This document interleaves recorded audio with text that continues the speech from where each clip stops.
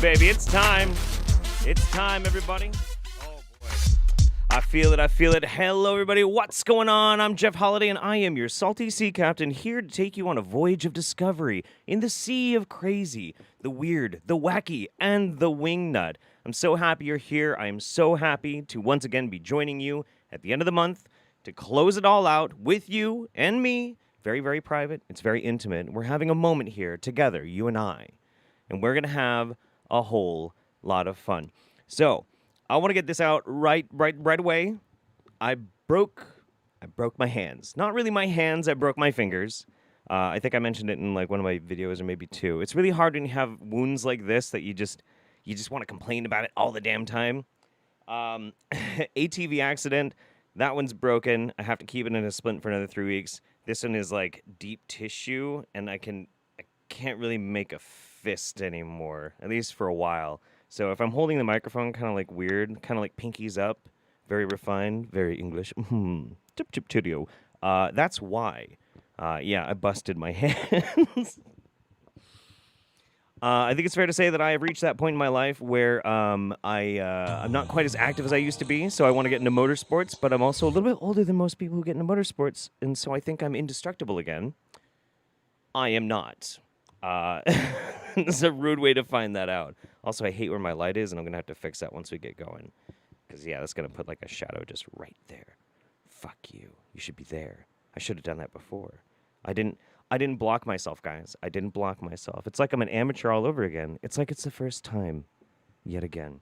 How you guys feeling in the chat? Let me know. Are you feeling good? Are you pumped? Are you into this? I'm so excited that you're here. Oh. So in Mailbag, we're going to do it real quick today because there's really only one thing to show. I did get 2 other letters. They did not say it was safe to read on stream. If you do send me anything, make sure you let me know whether or not it's safe to read on stream or not. You can always send something to my P.O. box. I always love getting mail. But longtime viewer Madison Stevens published their book, Alos the Blue. And I am very much looking forward to reading this. I've actually gotten, I think at this point, maybe 10 or 12 novels that viewers have sent me, and I read every single one, and I love it. I don't usually have a lot of time to read, but I try and make it a point to find some time. If somebody is willing to send me their art, I want to appreciate it. Now, aside from that, there's not really a whole lot else really to get into before we get started with the program. But I did want to say just a little bit before I, am eventually going to get a bit tossed on wine, and then I'll probably just rant and lavish love on you guys at the end of the show, as I usually do. The end of summer is upon us. Now, I know that is sometimes hard for some people. It's hard to see the seasons changing, and seasonal depression hits quite a few people. Sometimes it hits me too. Just keep in mind, the one thing I always tell myself every single year, at least I get to start wearing jackets again. And I don't know about you, but I've got some pretty damn badass jackets. I look good in jackets. So at least there's that. But it is also one of those things that it does get easier if you are kind of proactive about it. Get used to walking around in the cold. Ooh. I'm about to enjoy the hell out of this Roundup while drinking some red pumpkin ale and cleaning. Ah, love you and all you do, Daddy Jeff. Also, my mix is all strange and weird. Thank you so much. That's very, very sweet of you. But yeah, seasonal depression can be alleviated quite a bit by just being proactive, getting used to the cold early, making sure you start making plans for fall and winter. There's tons of shit to do, man. Make an outdoor theater.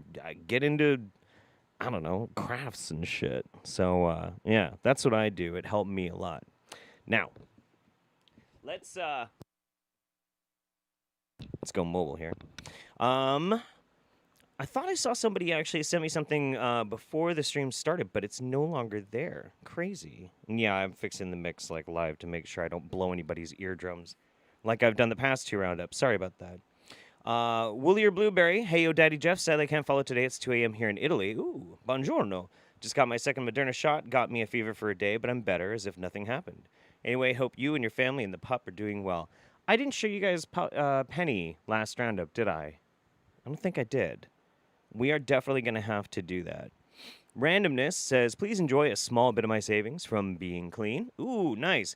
Today is 60 days, halfway back to where I was before I relapsed. That is amazing. Congratulations, Randomness. Stay strong, my friend. Stay strong. It's a hard, hard thing to conquer, but you know what? I believe in you. You can do it. Screwbucket says, I totally forgot about the stream, but I, by total accident, bought myself a bottle of sake to salute you with. Rock on, you punk-ass evolution bitch. Thank you. Space Admiral VV, thank you again. Let's do one more before we get going. Ellie M says, thank you for the great show tonight, Jeff. I'm watching before I start uni next week, and this is a great end of summer surprise. Nice. I mean, is it much of a surprise? I do it every month. But, yeah, get ready for school, everybody who's still in school. And, yeah, stay strong, because if you're in high school, everything gets better. Everything does get better once you get done with it. And if you're in college, it's kind of like having a repeat of high school, just a little bit less obnoxious and more responsibility. Unless you were like me and you go back into college when you're much older, and then you just feel like an old gross man. All right, let's get started. Fuck this. All right. If you want to get yourself any fine branded Jeff Holiday merch, you can go to brainforcesideeffects.com. And yeah, I have stuff on there. You can check it out. It's old. And I probably should make new stuff. I didn't even make the Antifa Super Soldier one. Mems randomly did that. Oh, no, it's the Antifa Complaint Department t-shirt. It looks great. But, like, she didn't even tell me when she first set it up there, and, like, that was really funny. All right, so first and foremost, we're not actually going to watch this video, but we do have some sad news in the world of Wingnuts. Sadly, I think his name is Harland? Yes, Harland, one half of the Bible is Mark of Beast duo that we've watched several times on the Wingnut Roundup. He passed away, so R.I.P. there, Harland. He's sitting with his angels. I don't know how that works. I don't really know how that works. If you dedicate your life to saying that the Bible is bullshit, but actually you really believe in the one true God, like, I think on technicality you still get in, don't you? I think so. I think that's how that works. But anyway, you made great content, and I think that's his wife, or at least his partner in some way, is still continuing their channel. But out of respect, we will not be watching any of their videos for a while. Just you know. How old was he? I have no idea. I think I watched the video that she put out about it, and she was handling it amazingly well. Very, very strong woman.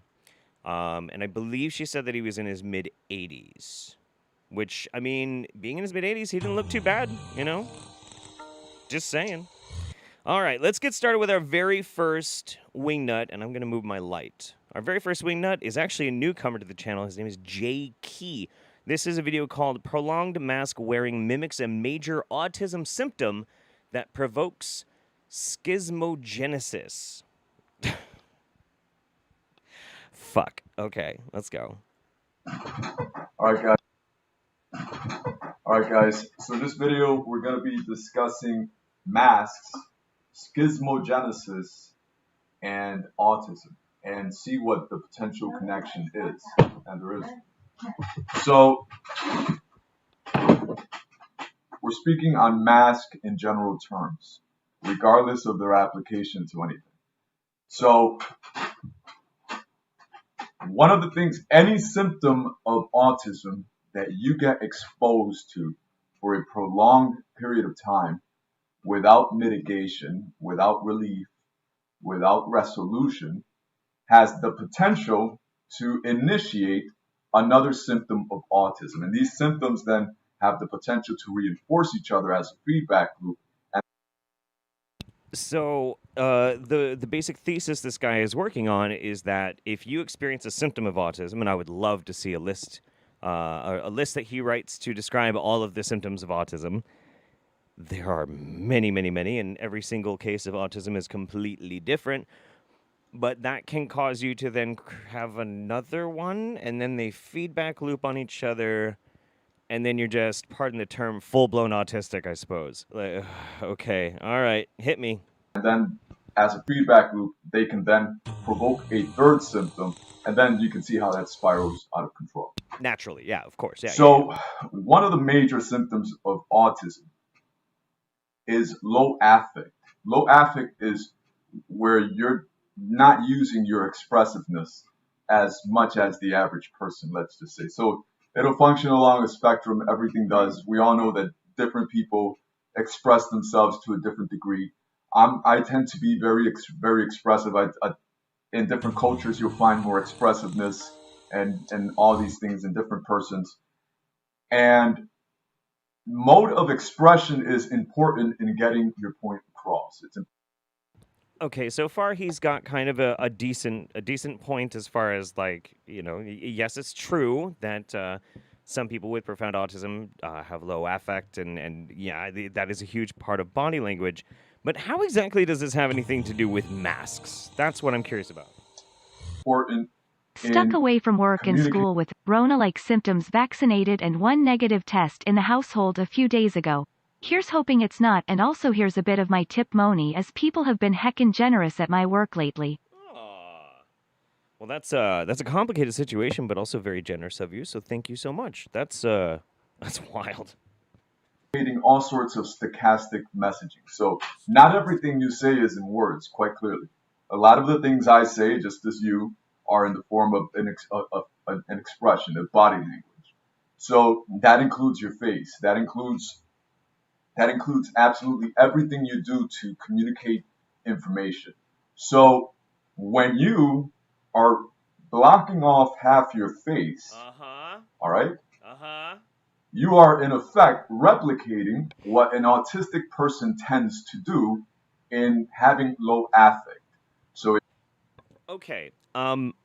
I do have a general problem with this because I don't know about you guys, but since I've had to wear masks out in public, I actually have a higher affect. I make all sorts of faces because now I don't necessarily have to be polite, and if I don't like somebody, I can make a Caught stupid my face at first them. live roundup since I got fully vaccinated, and it's the same day I annoyed my mom into finally getting her first shot. Can today get any better? It depends on how good the videos are. And by the way, the videos are going to be fucking great. I found some bangers, absolute bangers. We just got to get through the COVID stuff first because I'd rather do this stuff when I'm a bit more sober and then save the real crazy for the latter 2/3. So, yeah. But yeah, I don't know about you. I make faces at people all the damn time. Thank you very much for that, by the way. I make faces at people all the damn time when I'm out in public. Like, nobody knows that I'm just like going at them because I think they're being stupid. It's great. It's absolutely great. And I don't feel like my face is less expressive because, like, what? My face is now lazy because it's covered? That doesn't make any sense. you have low affect when you're communicating with others, they're more apt to read you wrong because you're not sending signals. If people are more likely to read you wrong, then statistically speaking, you're more likely to have a breakdown in communication with these persons. So if people can't get an adequate signal when I speak to them, if they can't get a back and forth that corresponds with what they understand to mean one thing or another, well, then your communication is going to break down more often. That just Okay, the main problem that this whole thing really stems from, why this doesn't work, why this doesn't make any damn sense, is largely because, well, you can't catch autism. You can't. You can't catch autism. It's genetic, I'm sorry. All the available evidence so far points to genetic, not necessarily environmental. And if there is any aspect of our environmental, we haven't found it yet. But also, you can't develop autism by just not having some aspect of society with you. That doesn't make any sense. It just doesn't make sense at all. I mean, this is... It's true. It's true that it is harder to communicate sometimes because some people might not be able to really read your body language as much as they would before. We're in the middle of a pandemic, and if it means that we have to explain ourselves a little bit more or listen a little bit more attentively because our voices are kind of muffled, then oh well, big deal, too fucking bad. But the question is this guy saying this because he's an anti-masker? I don't actually know. I don't actually know. stands to reason. Probably. If you replicate low affect by then wearing a mask, especially in front of children. So if children, very, very little children who aren't even exposed to that many expressions in the first place. So this is a 2-year-old, a 1-year-old, a 3-year-old, an infant, a child of any age is still learning all of these stochastic messagings, meaning the minor expressions you might make. Half your expressions are below your face. So if you cover up your face, you are covering a lot of stochastic messaging. Try to guess what expression is on my face right now. All right. Look, here. We're going to have to get into something very similar to this in the next video. I'd rather save my rants and my being pissed off about this for the next one. But look, man, if you're having trouble with any body language, here's some for you, all right? Fucking Jesus. All right. The other thing that I'm actually really happy about with the end of summer coming around is this is the last time for quite a few months that I'm going to have to deal with an AC unit in here. Instead, you're going to get to see me progressively wearing more and more and more clothes until I'm just like bundled up, you know, like an Eskimo or Inuit. Damn. Is that actually an offensive word these days? I don't remember. There's not a lot of people of that racial demographic in America. So, yeah, I don't know. All right, anyway. Oh, wow. Jeez, you guys have been busy. Holy shit. I gotta catch up. Yami Jackie says, love you, Jeff. All the hugs and kisses for me and Jackie. And stop doing stupid shit or I'm gonna be forced to put you in the corner. Put me in the corner, baby.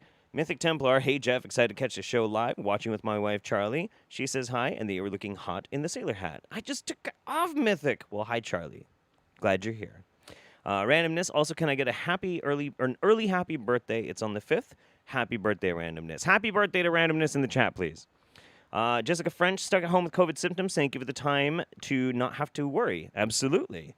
I hope you don't have it. Chevy Ellis, I finally get to catch you live. I've been really sick, but I on the mend, and I get to see you live again, so excited. I'm excited you're here. Lauren Oliver thought I was going to miss this, but got to see sexy Ryan Reynolds, and then get to see sexy Jeff Holiday. Dr. Holiday, let's live our best lives tonight. We're going to live our lives, living our lives in the best in all our ways. Jesus, it's been a while since we watched Mumby, but we're watching her tonight. So we'll keep up. We'll catch up for that. I need more wine. The Salt Rose. COVID timing is weird. I'm surprised it's almost 9/1. True. Darth Acutis. I love Daddy Jeff's science class. We get to hear such interesting bullshit theories. Thank you again, Wander. We'll do 3 more. Honest of all, thank you again. Appreciate that as well. Mr. Mumbles. Swollen face and pain, but I have you to cheer me up. Cheer up. Get better. Let's see that face swelling get down, buddy. And Cavi Corbin, hiya Jeff, first time catching live. I've been binging the Roundup at work to help me get through accounting hell, but now I've got Vigen pizza and I'm ready for the Wingnuts. Fuck yes. Fuck yes.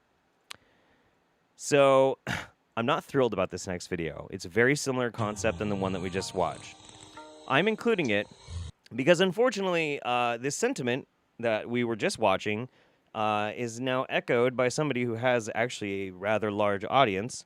I've never actually watched any of his videos on my channel for a reason, but yeah, this is a dumb take. So, yeah, we're gonna see what Styx Hexenhammer 666 has to say about masking. This video is called "Masking Will Eventually Be Recognized as a Huge Social Mistake." It's over on his BitChute rather than his YouTube. If it's over on his YouTube, I don't know and I don't care. All right, everyone, it's time for today's second New Tech exclusive, talking a little bit about masks, but not for the New Tech exclusive, and we're talking about masks. I really hope that didn't blow your guys' eardrums out. This dude records his shit super, super loud. Like, my slider's almost all the way down to the bottom of the board. That's crazy. Anyway, let's go. reasons that a lot of people talk about, and mostly when people are anti-mask, which I am. I'm not wearing one because it's fucking pointless. Mostly it's about medicine. Specifically, the 2 most common masks, which are the little paper surgical masks and those cloth masks that everyone customizes and wears as a fashion statement because they're retarded. Now, those don't do anything. They're basically useless. Some literature, including a CDC report that Trump actually talked about before everyone flipped out, and this was late last year, some reports showed that actually the transmission was marginally higher because when a person wore the cloth mask, which didn't do much, they would touch their face, and then they would touch, they would pull it down, so they're touching potentially the COVID zone, getting it all over their fingers, then they're eating, they put it back up, they smear themselves with contagion, or... I love how, so far, the only thing that he's really brought to bear about scientific analysis on the efficacy of masks is, Trump talked about this one time. Oh, shit. Renowned virologist Donald J. Trump message. Okay, all right, fine. And like I've had to try and address carefully on this channel for a while, I really try and stay as far away from politics as I possibly can. Unfortunately, politics is now a driving force in major pseudoscience stuff. So I know sometimes it pisses some people off. I'm not trying to do that, especially if you're hyper-political and some of these things really bother you. I'm focusing on it from only one aspect. Only one. But you can see how it's happening right here. Anyway, let's go. as well. Because they have the mask on, they don't feel like they need to social distance and wash their hands and do other things. Now, of course, social distancing doesn't do anything either. Neither do lockdowns, business restrictions. Basically, the only thing is stay home if you're sick and wash your hands more. That's basically what we should be doing. That should be our COVID response. But beyond that, beyond the fact that the most common masks are fucking retarded, look at masks in the social sense. I think that we're raising a generation at this point of kids that have poor facial recognition skills. But Okay. Am I going to play the video again? I am going to play the video again. Actually, here. Shit. I pulled it up for just this reason, in case I got real mad. Here. What? So, is it not showing up? How in the world is that not showing up? Oh, I know why. Shit.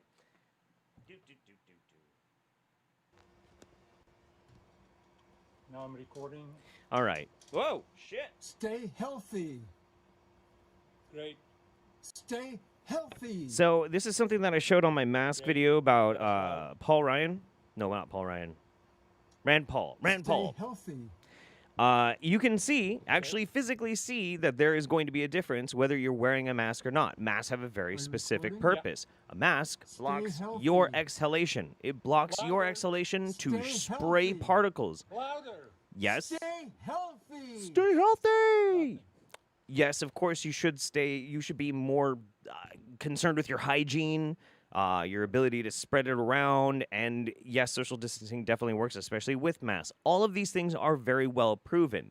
Very, very well proven. It is inane and stupid, unscientific, brain dead to claim anything otherwise. It is a testament to somebody having their head so far up their fucking ass that they just have to inject politics into it and forego rational thought. That's the only way this fucking works. Less loud. Stay healthy. Yeah. See, it's spraying like crazy. Spraying all over the place. With a mask. Are you recording? Yeah. Stay healthy. Louder. Stay healthy. Louder. Stay healthy. Nothing. Case fucking closed. And like I'm sorry, but this is absolutely insane. But here we go. This is the main reason that Styx has a problem with masks. It's going to cause poor facial recognition in children. Potentially less human empathy, and are going to be considerably more given over towards paranoia, depression, and other mental illnesses, because we're creating a weird world for them in which interpersonal contact is more distant. That is, and by the way, liberal mug of cocoa and cafe music listening goddamn stuffy yuppie parents are the first people to talk about this sort of particular problem. Well, kids these days, they don't get enough social interaction because of video games. They don't get enough social interaction because of the internet. They don't get enough social interaction because I'm fucking an absentee parent, basically spend all my time working and never socialize them. That's the real culprit usually, but they won't take the blame. Now, somehow it's the fault of other people, video game developers or Satan or something. Here's the thing. I think that the real problem is that you're raising, like little kids, when you're a baby or a toddler, your facial recognition capabilities aren't fully fleshed out yet. Well, every face that they see is covered in a mask. They don't even understand this zone of the face is like a foreign concept to them. Okay. All right. And this is where this whole thing really falls apart for me. Pardon me. Mr. Doesn't have kids, has a lot of thoughts on how people should raise their kids and how some people in this magnificent straw man that he creates might in some ways want to blame external forces for why their kids aren't very well socialized, et cetera, et cetera, et cetera, et cetera, et cetera. Here's the easy way to actually say that instead. People should actually be more in control and take an active role in socializing their children. Sure. But that's an easy thing to fucking say, not knowing everybody's situation or conditions. Lots of people, because of economic stress, don't have the ability to do that, don't have access to good child care in order that their kids can get better socialized. There are plenty of reasons, a million reasons why somebody might be having some problems with it. And it's very fucking easy for somebody who doesn't have fucking kids to start making those goddamn arguments. But also, you're wrong. You're totally fucking wrong. You don't even understand the basic ideas of cognition when it comes to children. A baby doesn't even know that it has a self until at least 14, 16 months, somewhere around there. So whether or not it can actually, like, yes, of course. But at the same time, what, are you wearing your fucking mask when you're at home with your toddler so that they never see faces? Does anybody do that? Does anybody think that actually fucking happens? Like, oh, shit, we don't want to catch COVID from our baby in our fucking living room. What the fuck? What is this argument? You say that masks don't work. They fucking work. You say that they're going to be doing harm to the children. You don't even know how children's brains fucking work. And it all relies on a magnificent, beautiful, dumb shit, fucked up, goddamn straw man where nobody ever takes their fucking masks off and it's somehow going to be poisoning and hurting the minds of the poor little children that you don't give a fuck about. This is why I'm so sick of this political bullshit. It has nothing to do with the actual science. It has nothing to do with the actual cases. It's all just posturing fucking bullshit. I'm exhausted, man. I'm so exhausted. It drives me absolutely up the fucking wall. Anyway, that's my only angry rant for this roundup, so thank you very much. Thank you very much for your attention. I'll get off my fucking soapbox now. Yeah. My suggestion to Sticks, Hex, and Hammer is to maybe next time you want to talk about like a scientific topic, like know what the fuck you're talking about, or just shut the fuck up. Yeah, that's pretty much it. Sure, somebody's gonna clip that and send it to him, and then I'm gonna deal with all that stupid shit. Blah blah blah blah blah. Anyway, George Nagura, Jeff, a quarter of my class has Delta variant, and I'm not allowed to make them wear masks. Also, my car is broke. Bring the pain. I got whiskey. Oh, buddy, I wish I had whiskey right now. Oh man, drink away the pain. Lanterns glow. He clearly doesn't understand how autism works. True. Emmy Val. Hi, Jeff. I've been struggling hard with anxiety due to very tough choices ahead. Some words of encouragement. Much love to everyone. Yeah.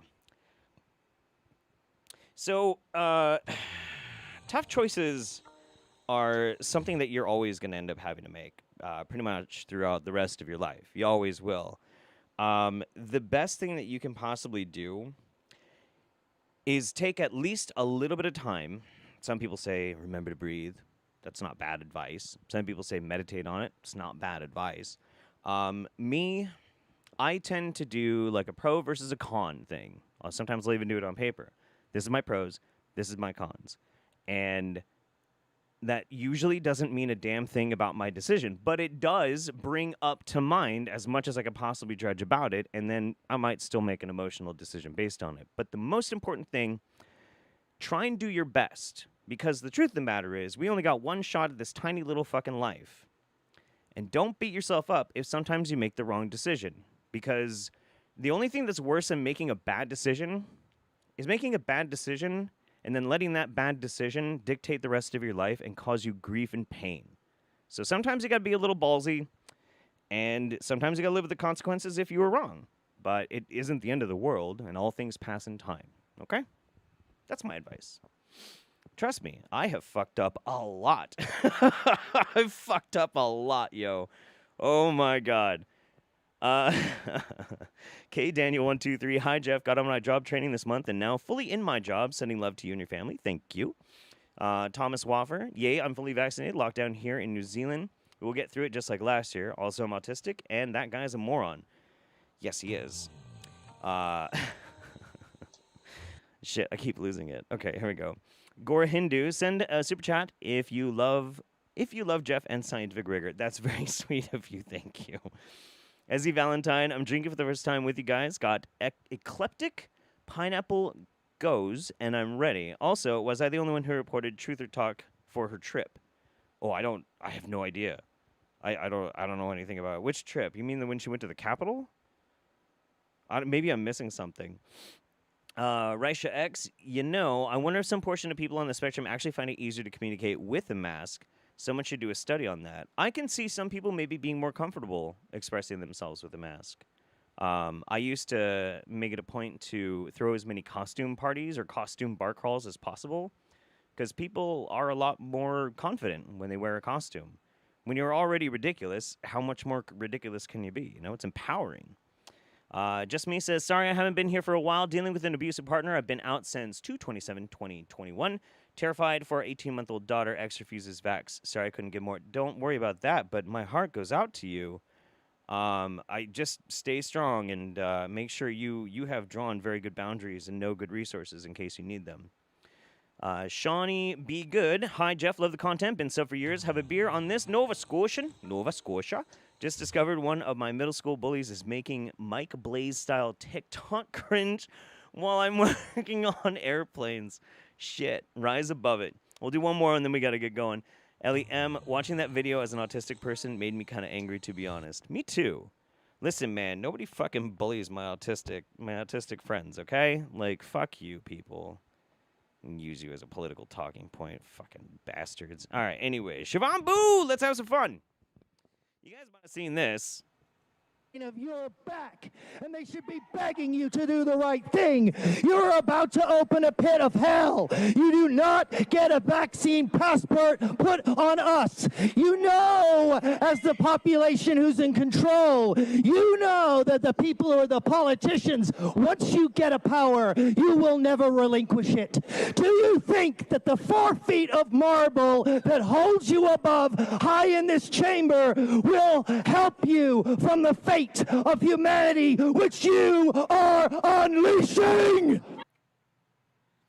They're unleashing a fate of humanity. So this is his name is like Mike something. Shit, I have it written down somewhere. Let me see. Matt Baker. This is Matt Baker in San Diego at, I think, some sort of like, maybe it was a school board thing. That's where a lot of this shit's been going on. I don't know if you guys noticed that, but a lot of this shit's been going on in school boards. Absolutely losing his fucking mind over mask mandates. This man looks like he's trying to shit out a bowling ball, and he wants to blame it on the mask mandate. That's my take on it. That's how I'm perceiving it.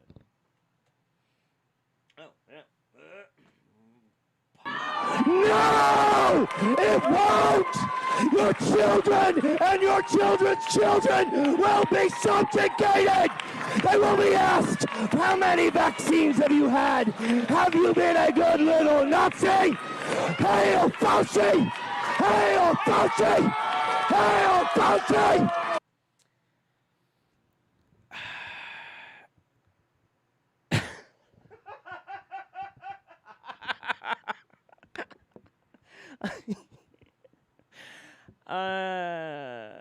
No, I got nothing. Fuck, dude. This is great. Hail Fauci! There's been a lot of time. Oh, yeah, dude. Yeah, no, somebody needs to shove a Bible up his butt. I think this dude is infested with Jezebel. Holy fuck, man. Talk about the Nuremberg Code? Well, I brought you a copy. You are all in violation of Section 1. Yes, you, Dr. Wooten. You are in violation of the Nuremberg Code, which is international law. And the definition is... Thank you, sir. Your time has expired. The definition, we shall not be... So I've been thinking about this for a while. I don't know if anybody remembers 2016, and you had like these cringe compilations from like college campuses and stuff. Sadly, I was kind of a jackass back then, and kind of helped contribute a little bit to some of that shit. But they were wildly popular, and I'm kind of thinking I need to start making anti-masker cringe compilation videos. Fuck it, man. Fuck it. Whatever. Because some of these are amazing. Absolutely amazing. I mean, that dude seriously looked like he was trying to give birth. It was fantastic. It's beautiful. You scared? You scared? Well, look, my drunk uncle, who remembers when I had dreadlocks, my drunk uncle can't hurt you, I promise.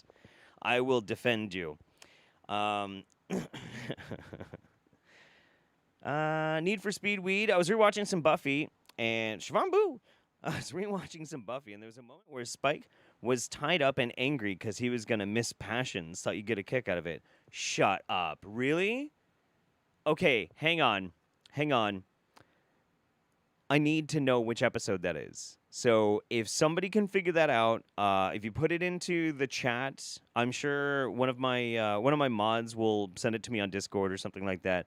You can email me, jeff@jeffholiday.com. I need to know what episode that is, because if Spike is actually referencing Passions, that's hilarious. For those of you who don't know, every other weekend on Saturday, me and my best friend watch 5 episodes of Passions on my Twitch channel.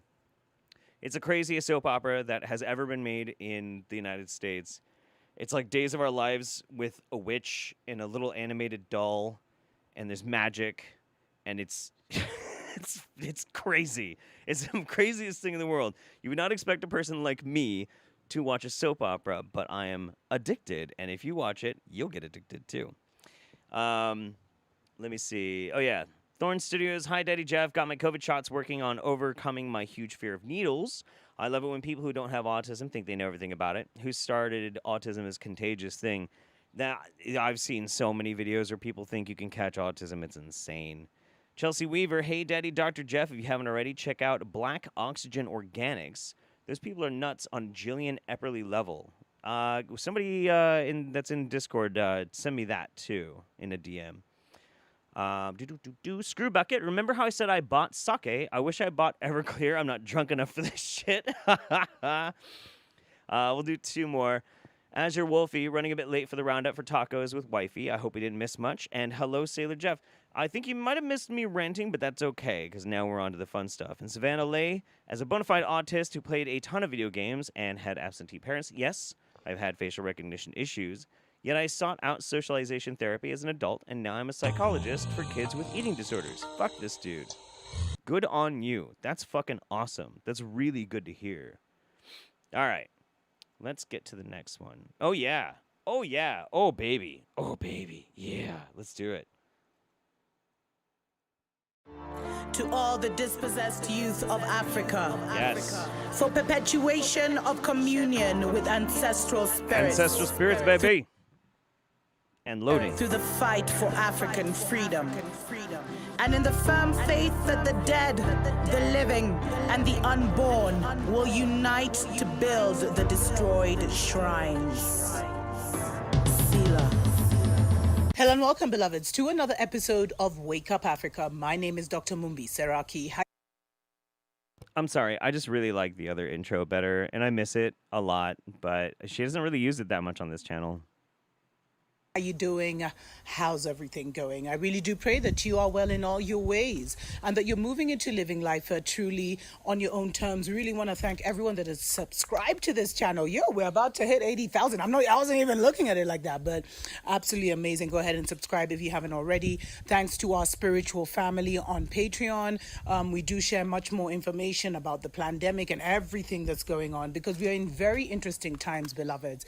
And as much as everything is happening, there are so many distractions. There's just so much going on that first you should be seeking yourself, But I think this is a very important season. I've been spreading this message of moving in silence, and it is absolutely critical to move in silence, and as more and more.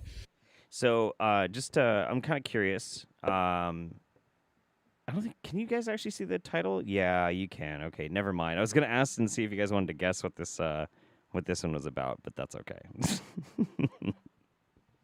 As we get into the seasons and times ahead, it's going to become life-saving, because now what we're seeing governments doing is they're actually getting friends to snitch on one another. They're getting friends or family members to reveal who's gotten and who hasn't. Oh, no. They're getting, friends on Facebook. They were asking, do you have any radical friends? I think they had to withdraw that question, but they were doing this survey when they were asking, do you have any radical friends, et cetera, et cetera. So, in case you didn't quite catch that, she went, it shouldn't be really any surprise that Dr. Mubi is kind of an anti-vaxxer. She's been talking a lot about. I don't usually play him on the Roundup, but for years now, she's been talking about all sorts of like biological infestation and bioweapons being used in Africa by like us or China or anybody else who's been, having business interests, or as she calls it, Babylon invading. So, yeah, it's a little sad, but So, beloveds, this is the season where you need to move in silence. I keep telling you, no more time for debate, beloveds. No more time for the arguments back and forth, and this is the truth, and this is not the truth, and this is what happened, and that is what happened. That time is over. Right now, you should just be making moves for you and your family, and you shouldn't let anyone know. You shouldn't let anyone know what you're up to, beloveds. There's so many people who had told me they intended to be out of Babylon by, by summer this year. And they're still stuck in Babylon because they shared that. I'm always kind of curious about this too. I don't understand culturally everything that's going on in Africa. In fact, I probably don't understand more than like 2 or 3%. And most of what I do understand largely comes from just watching Dr. Mumbi videos. I watch a lot of her videos actually. But like what I don't understand the whole thing of like you need to hide what you do. Well, what is anybody doing that they have to hide? I mean, like, is the government, checking to see, are you vaccinated or not? For the most part, they just try and put restrictions on people whether or not they are vaccinated. And thus, it's like a compulsory sort of thing. Nobody's knocking on your door being like, are you sharing that shitty Facebook post? I mean, it's weird. It's really strange. I understand why they do it. I mean, maybe I'm wrong. Maybe there is like a secret police in Africa doing this kind of thing. I doubt it, but I know why they kind of talk about it in this narrative sense. It's all because like if you can instill within people that there is a collective persecution happening, I mean, there's plenty of ways in which people are persecuted all over the fucking world for real. But persecution and feelings of persecution can unite disparate groups of people quite a lot. Shared common enemy. So if you think that you're at risk or at threat because you think that vaccines are dangerous, that's an easy way to kind of collectively like mobilize your activism. You know what I mean? Gets people involved, gets them to click subscribe. Information with the wrong person. And people, beloveds, the mind creates the all. So, people's thoughts can impact your decisions, especially if you have given them, a special seat at your table. They usually say, show me your friends and I'll tell you who you are, and apparently, the 5 people that you interact with and spend the most time with literally are weaving the future that you're creating for yourself.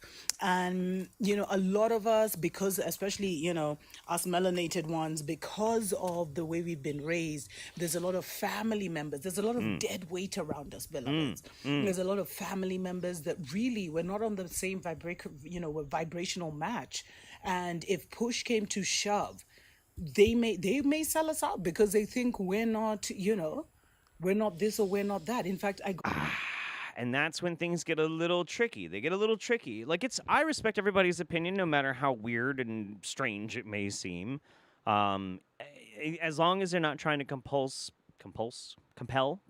There we go. Is the wine gonna work yet or what? Blech. As long as they're not trying to compel you into something that's potentially dangerous. But when you start being like, your family members who think you're a little kooky because you're an anti-masker or anti-vaxxer, they might sell you out. That's pretty fucking shitty, Mumbi.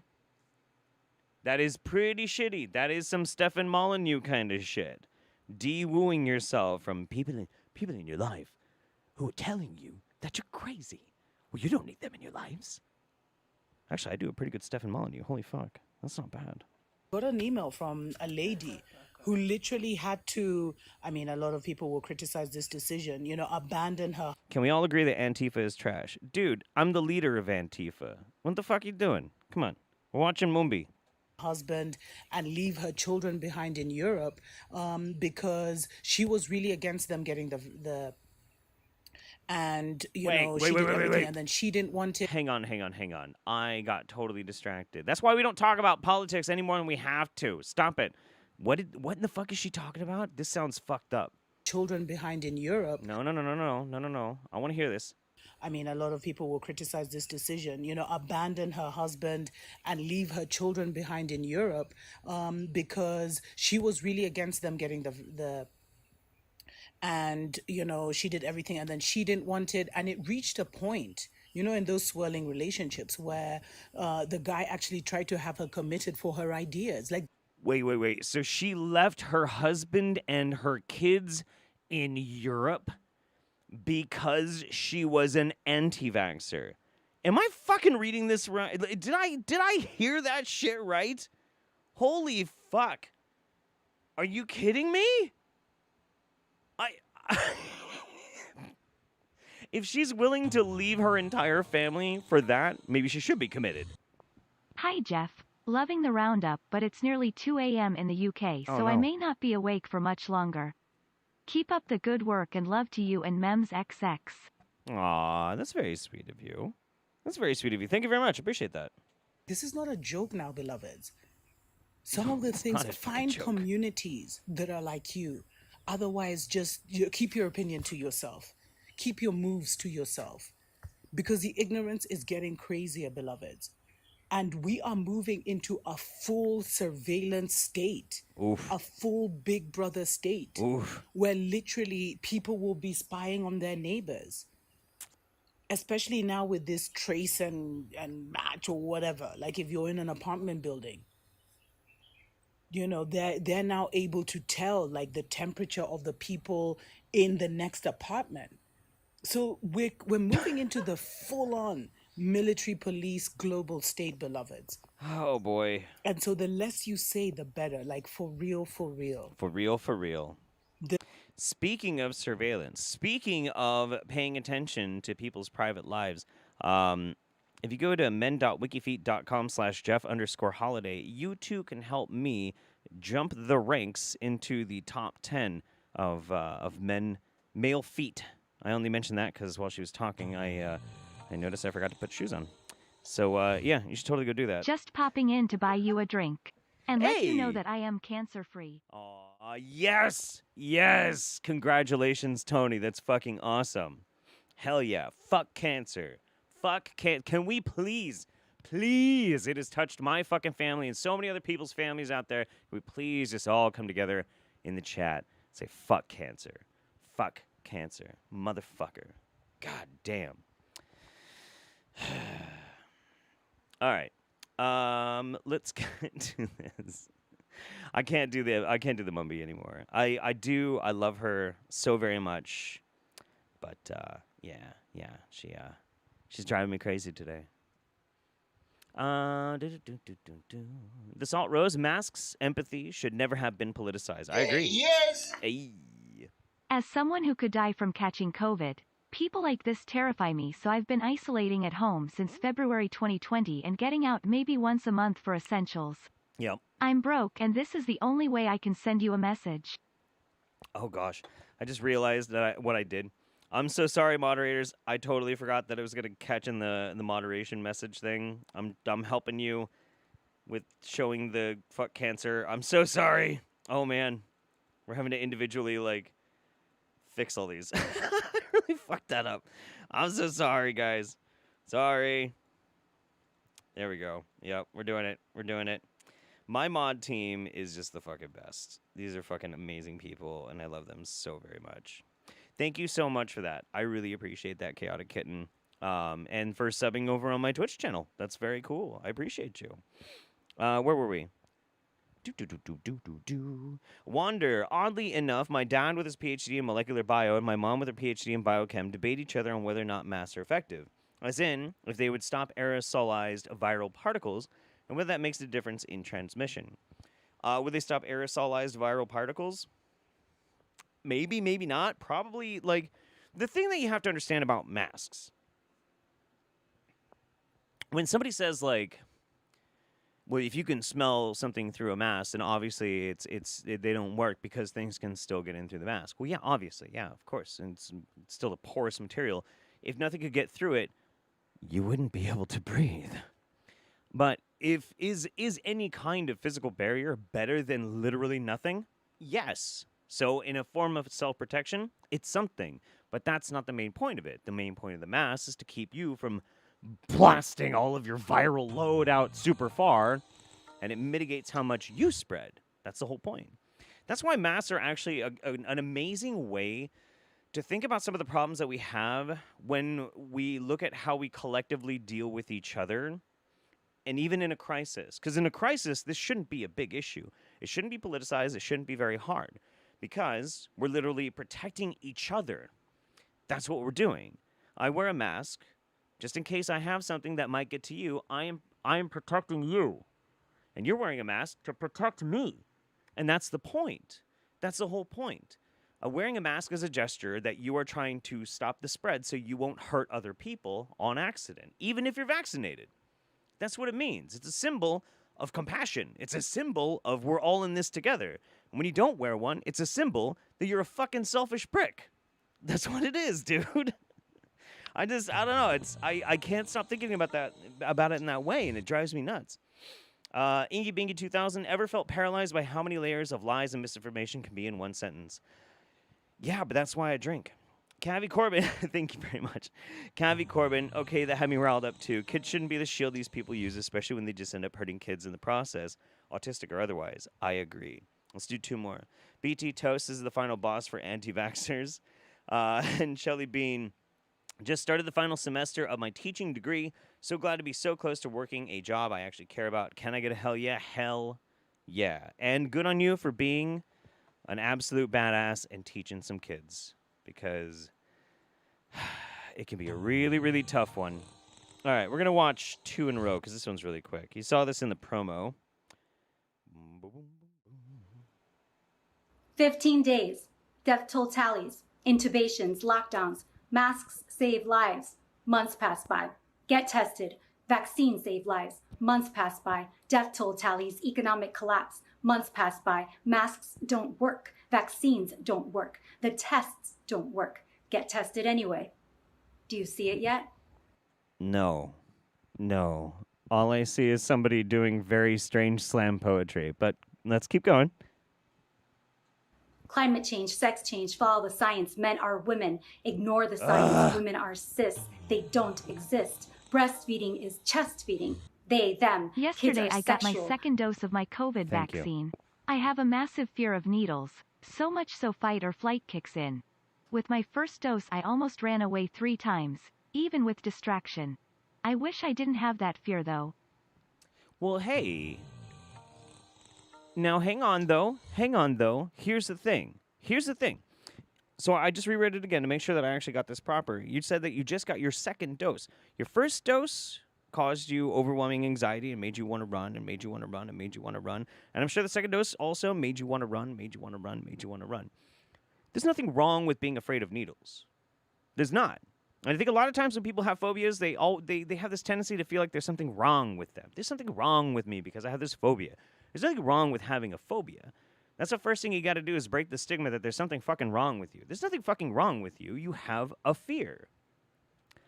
But you still got fucking vaccinated.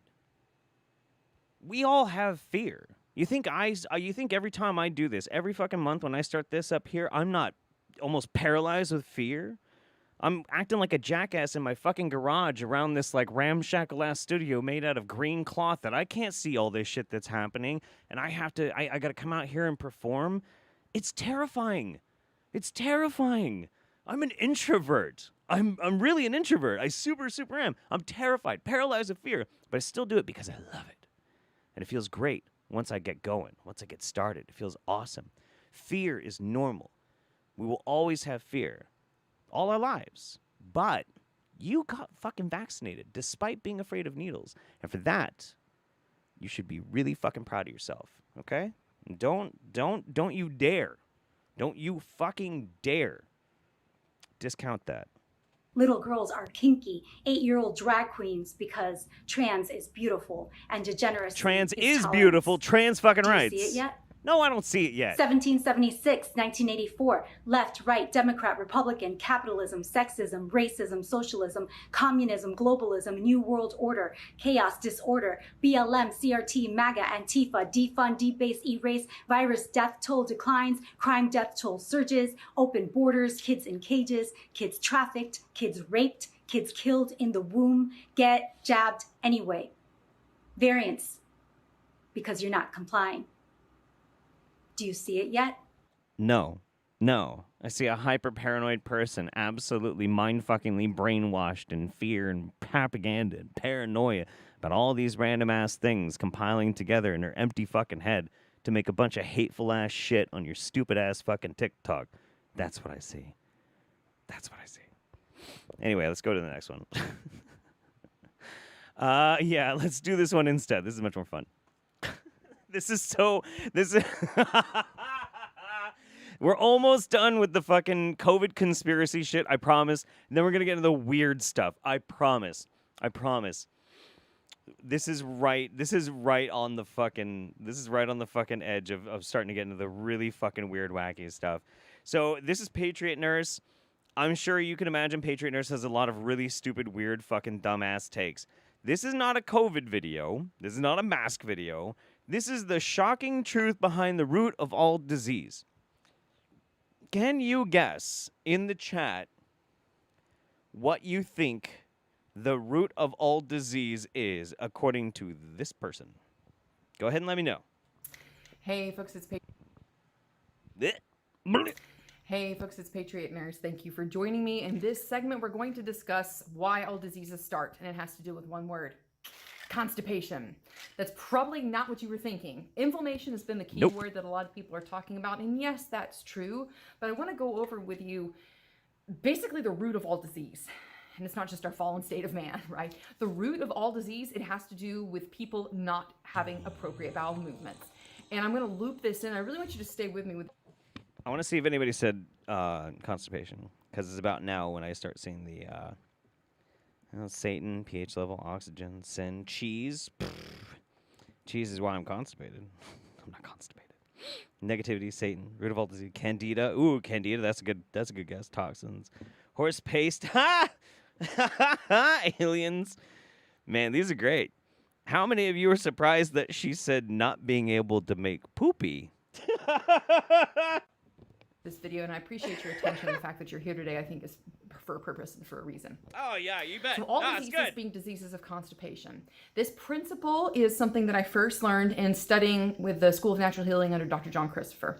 And so the principle here that all diseases are diseases of constipation, this is coming from primarily a vitalist worldview versus an atomist worldview.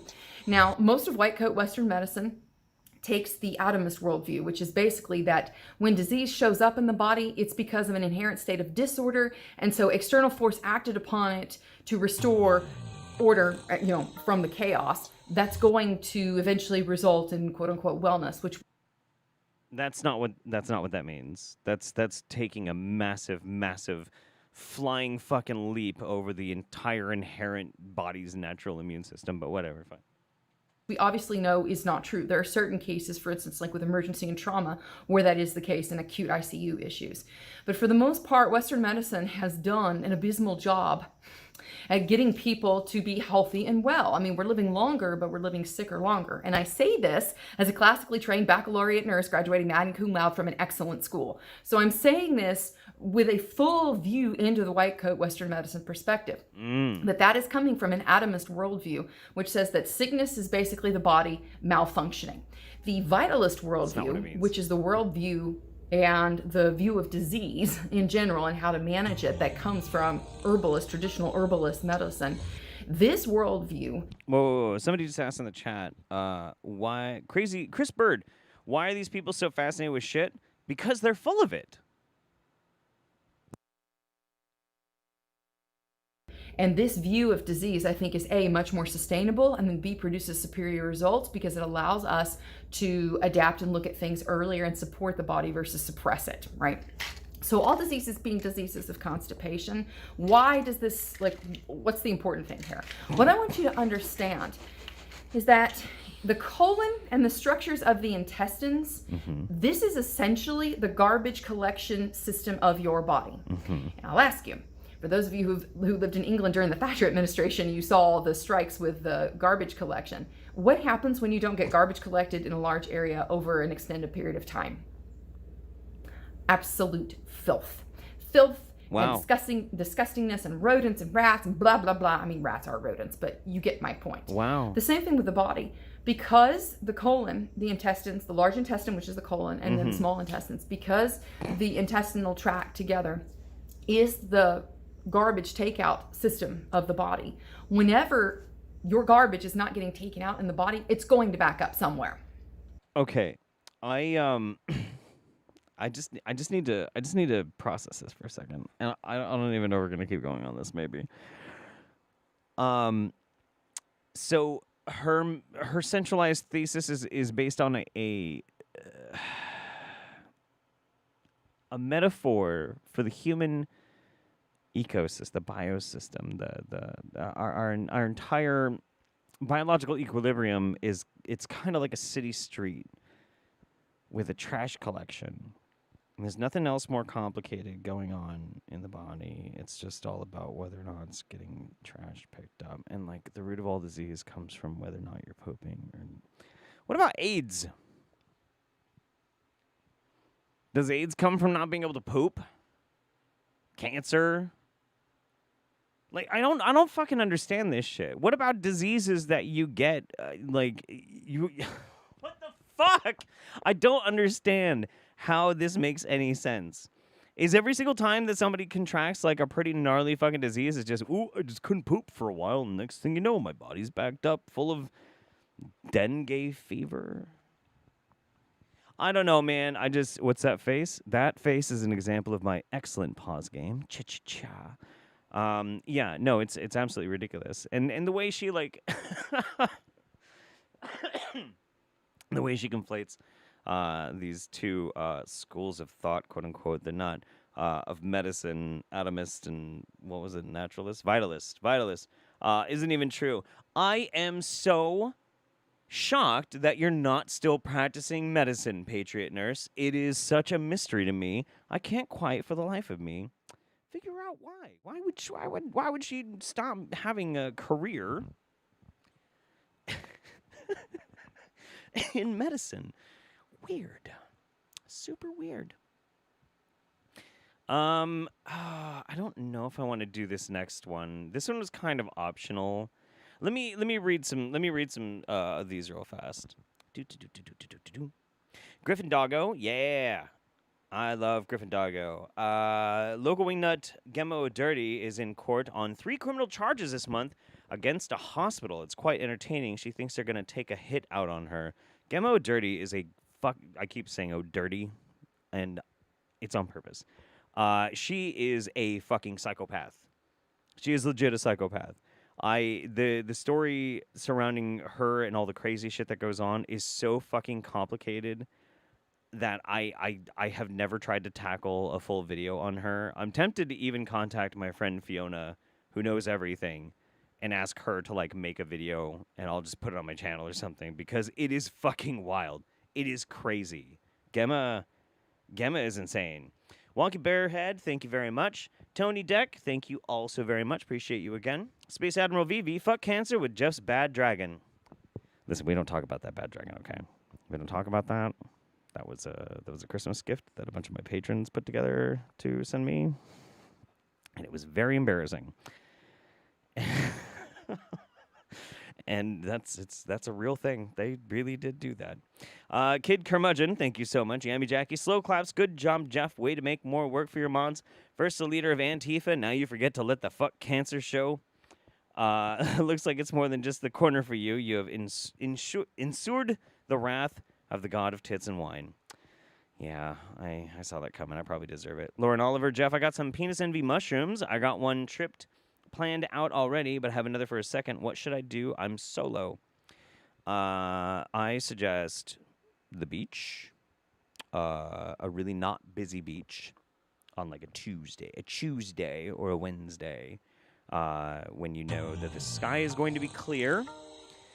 A full moon or a new moon are both good for different reasons, or some pretty decent hike that you can get to also at night, either on a full or a new moon for various different purposes.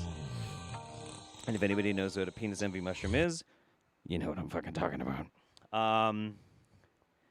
But yeah, just be chill and make sure that you have like a Camelback full of water. You know, that's probably the most important thing you gotta have. Ever doomed Ava? Yesterday I got my second dose of my COVID. Oh yeah, no, I read that. Also, you're badass. Keep up. Keep it up. Thomas Wafer, Mumbi is definitely right. The ignorance is very crazy, yes. Randomness says, anyone who faces their fears is a badass, and if you did it for the benefit of others, like fear of needles, getting vaccine, or giving blood, when you're afraid of the sight of blood, and right there makes you the baddest of the badasses. I fucking agree. Need for Speed Weed. Hey, so I went back and found the Buffy clip I mentioned earlier, Season 4, Episode 9, titled Something Blue. Timestamp is 9:50 to 10:10. I will check it out. I'm going to find it. Let's do 2 more. Darth Acutis, someone has clearly misunderstood you're full of shit, especially since she totally is.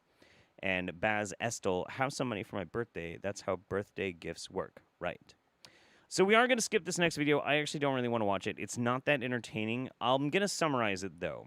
Here, I'll show you what it is. Shivambu.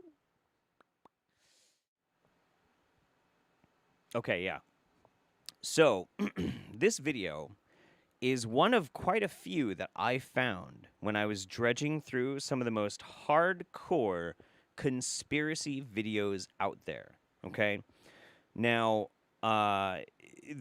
because Trump recently came out and said that people should in fact get vaccinated, a lot of the people who are hardcore wingnuts now believe that Trump is controlled opposition and secretly a puppet of the elite, and he has been all along. Guys, we were misled. It's boring. Honestly, the video is boring, so we're not going to watch it because it's boring. But I did want to point that out because, as you can see, some people will hold on to their conspiratorial delusion much more than they will necessarily their allegiance to a political party. Just depends which one is more important to them. It's fascinating. I think it's interesting. So this next one, do you guys remember, I think it was like 2 or 3 roundups ago, I told you that we were done with Rachel Rienstra, and we still are, but she made a song, and it's kind of cute. And so I went and I downloaded this song, and Rachel doesn't know how to do any mixing or anything like that, right? She really has no talent with sound engineering or whatever.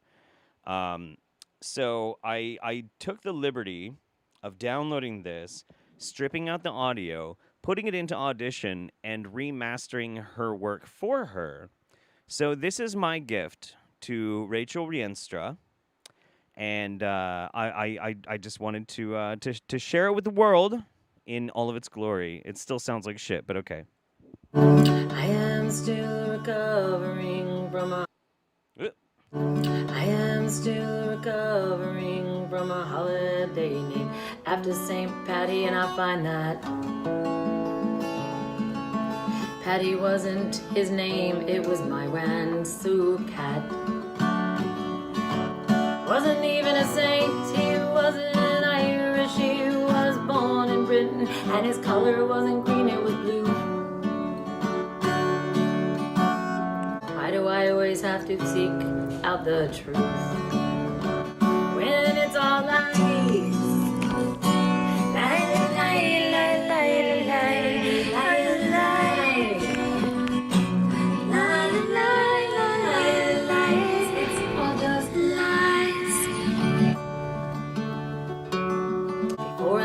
Up to the Matrix, I believed in Santa Claus.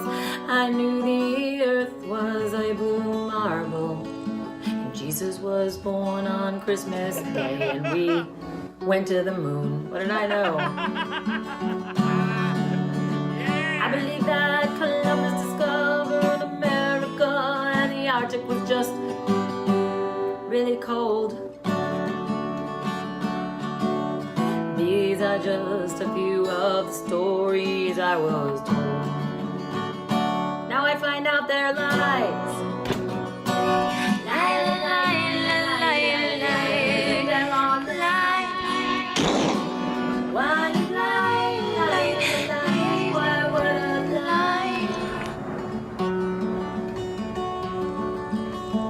This is not NASA satire. says they lost all the original footage of man's first time on the moon. You gotta be kidding. I'm divorced for 25 years now and I still have the VHS of our wedding. Seriously, you don't lose things like that. It's gone. It's just gone. Makes me want to cuss that Rosa Parks was not even the first black woman to stand on the bus. She wasn't. You wanna know who it was? Claudia Colvin, you can look it up. Claudia Colvin, 16 years old. She never got any credit. It's not a Claudian Clovell day. It's kind of cool. D-Wave computers, particle acceleration, parallel dimensions, directed energy, electromagnetic frequency, and the Mandela effect. All these are real, but the sheeple, they'll only believe what their eyes can see, and then they write the truth off as a conspiracy. They believe the lie. The lie. All right. We're done. I'm not going to subject you to that anymore. So yeah, I am very charmed by Rachel Rienstra. That is not a parody. None of that was a parody. All of those are things that she really does fucking believe.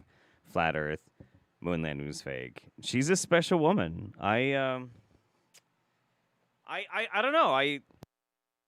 She's one of the very first Wingnuts I ever watched on the original run of the Wingnut Roundups back in 2018. I don't think it was the first Wingnut Roundup. I think the first Wingnut Roundup I mostly just dealt with Truth or Talk because I had really pissed off Verstine and I wanted to respond to her live. But I think it was the second one that I ever did, which was like March. It was either March or April of 2018, and I discovered Rachel Rienstra live while we were just fucking around. And I've had a great deal of love for her ever since, even though she is fucking insane. Baz Estel, have some money for my birthday. That's how birthday gifts work, right? Can we get some happy birthdays for Baz? Sam Vissers, oh no, totally forgot. I hope I didn't miss too much. No. We have just... I have not yet begun to defile myself. Rick Shaw, thank you so much. Sunderling, I'm sitting here watching this after coming home from top surgery. It's just delightful to hear an enthusiastic trans rights. Fuck yeah, and congratulations on your surgery. MDV Mike, Puppet Trump, I wonder if Putin has heard of this. Dean Dowell, huge fan and fellow Eugene man. Hey, hi, what's going on, man?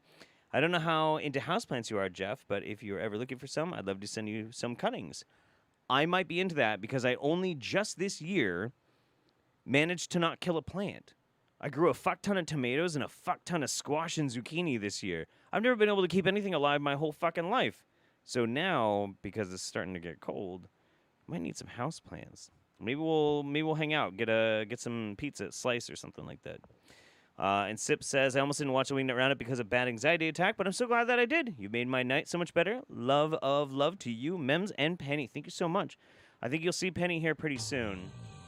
I'm gonna watch one more, and then I'm gonna make Mems watch the one after that.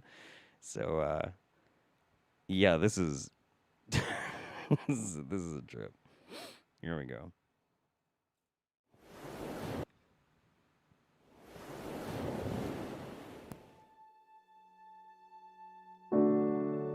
Well, Tartaria was everywhere, and history is fabricated, completely fabricated, all of it. We used to think, well, you know, the Dark Ages, we don't know what that is. We realised that they invented the Dark Ages and just put that in there to push a whole bunch of stuff back in the past.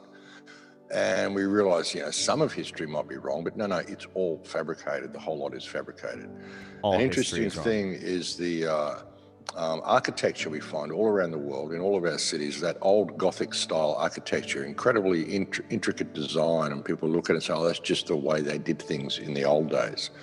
A lot of those buildings, like, they're so beautiful. The design of those buildings is so beautiful. And think about it, if we lived in a feudal culture, if we lived in a culture where you had to go out and work for a living and earn a wage in order to pay to be alive, you would never have had the time or the inclination to construct buildings that look like that. And So all of our history, guys, all of our history is fake. And if things were really super shitty, they would have never had time to go out and make all those beautiful buildings. Oh my God, what a mess. Ah! Sorry. Function in the way they did.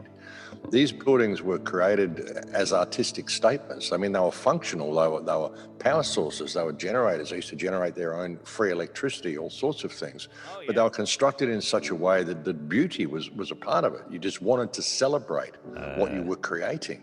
We don't do that sort of stuff anymore. Just the beauty of those buildings and the incredible complexity of those buildings is a great indication that we didn't live in this pay-to-be-alive society that we're living in now. No. Some of those buildings, especially things like castles, massive monuments, any number of random shit. Fuck, man. The Great Wall of China. A lot of these things are built because of slaves! Captured fucking war soldiers, indentured servitude, like cheap labor that you could exploit to make things as fantabulous as you want for a very, very small, isolated few, or a theocratic fucking state. The idea that, like, I swear to fucking, okay. Like, the thing is, not only is this absolutely ridiculous, like, it's a fucking conspiracy theory that doesn't make any actual sense. It's actually kind of fucking offensive in a weird way, because it insults the intelligence of the listener into thinking that it makes any kind of fucking sense that, you know, back in the day when they made all of these beautiful buildings and all of this kind of thing, it was just, everybody was doing it. We were all just making fancy-ass buildings. What the fuck is wrong with you? Most people lived in mud huts. They were covered in shit. They were disgusting. What the fuck? Does that make any fucking sense? The only way this makes any sense, that everybody's having the time of their fucking lives and making these beautiful-ass fucking buildings all over the goddamn planet, means that there was maybe some total of, what, I don't know, 2,000 people on the whole planet? That doesn't make any sense. Doesn't make any sense. It's totally fucking ridiculous. Tartaria was all over the world. It was an advanced culture that had free energy. It was based on etheric energy, and it existed up until around about 200 to 250 years ago. We think even like the earliest would be about the mid-1700s. It maybe was destroyed, possibly even a little bit later than that. Oh. And around about 1880, the late 1800s, they repopulated the world with children. Oh. And then they taught them whatever history they wanted. And you got to wonder where all the children came from. Just look up foundling homes and foundlings and orphan trains across the United States, across Europe. They were everywhere, children everywhere. A couple of years ago, I was reporting on all this sort of stuff. And then the fires broke out and COVID broke out, and I had to kind of leave the top. So let me get this straight. There was a massive global civilization called Tartaria, and everybody lived in like these beautiful palaces and everything like that. And then they were just randomly destroyed, and then they had to repopulate the earth, so they started having baby trains.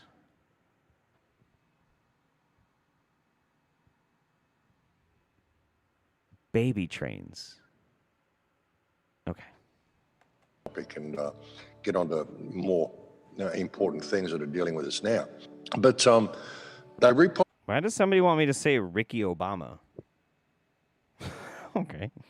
Populated the world with children in the late 1800s. They were literally having, they had amusement parks where they had babies on display. They had baby raffles in Paris in 1915.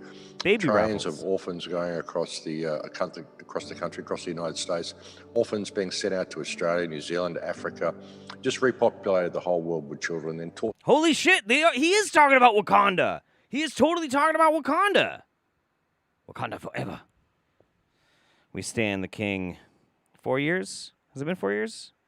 How long has it been since Chadwick died? I can't remember. Them whatever history they wanted. And now we've got to this point where they're basically harvesting all the souls of those people. It's like they grew their herd, you know. I've often referred to the earth as a people farm. We're living in a people farm, and people don't really realize it. I think of each country as its own separate pen, and what they've done now at the end, this is harvest time, and they're stock taking. They've closed all their pens, they're doing their stock take, and they're harvesting all those souls that they can get, leading them into the mainframe. And it's a natural progression from what happened in Tartaria.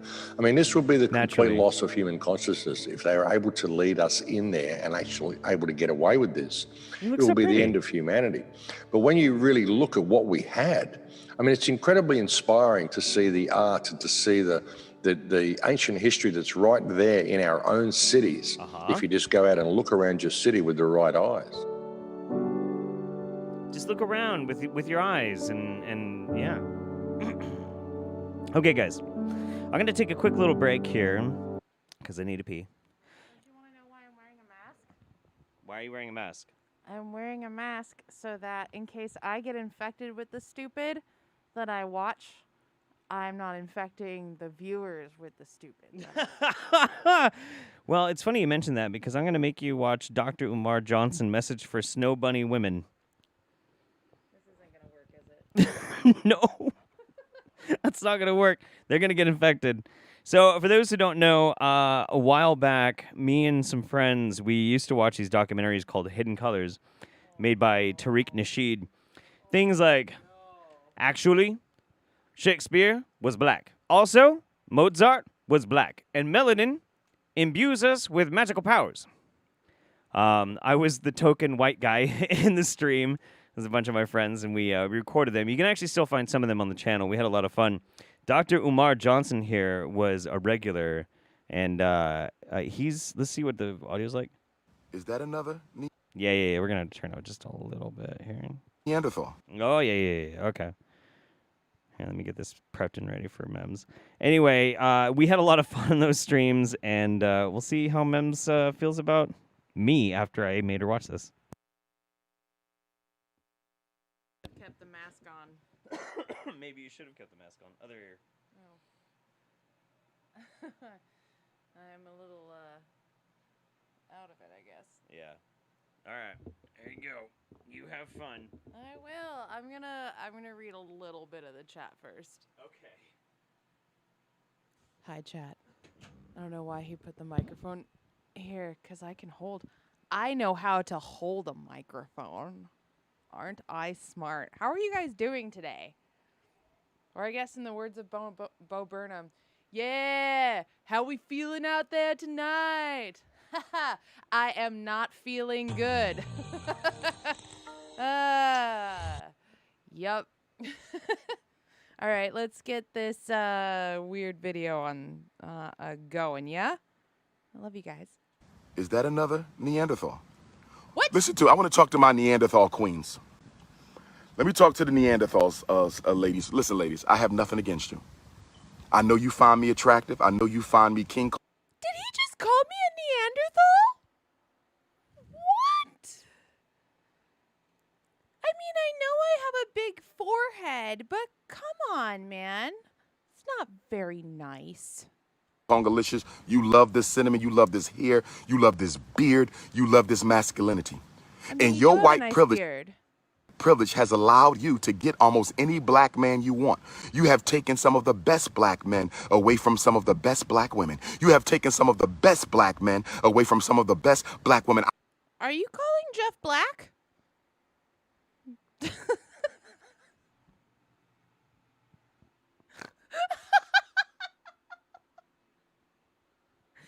Yes, ladies and gentlemen, I do laugh at my own really bad jokes.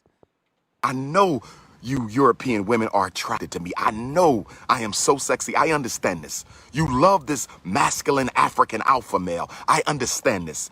I understand this, Peggy Sue. I understand this, Mary Beth. I understand this, Elizabeth. I get it. What do you think of and it, I have honey? nothing against you at all. I have nothing against you at all, but I need you to understand something. When I say that I am unapologetically African, I mean it. I am not one of the fake wokers you see on YouTube. I am not one of the fake conscious leaders you see on YouTube. I am the real deal. He's the real I deal. am the alpha and the omega. I actually believe what I say. This is not an act. This is not a show. This is not a game. It is real for me, Elizabeth, Peggy Sue. Quit calling me Peggy Sue. My name's Memory Ann. You a Mary Neanderthal. Beth, no disrespect to you, but I am 100% loyal to the African. So you missed it. Huh. But he said that we've been taking away all of the like handsomest black men from the black women, and I asked if he is calling you a black man. Oh, wait. What? I don't understand It that. doesn't make any sense. Okay, all right, that's fair. It's my like nappy, half asleep brain. That's okay. Making really stupid jokes. That's that don't totally make fine. Any sense? It doesn't make sense.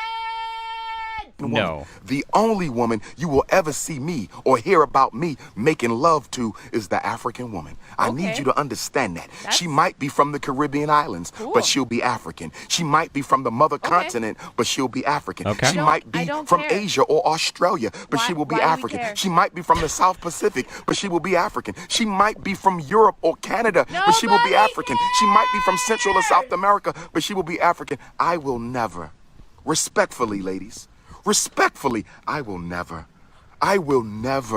ever, even in my darkest day, I shall never, ever cohabitate with you. Oh, I say that in love. Yeah. I don't fucking care.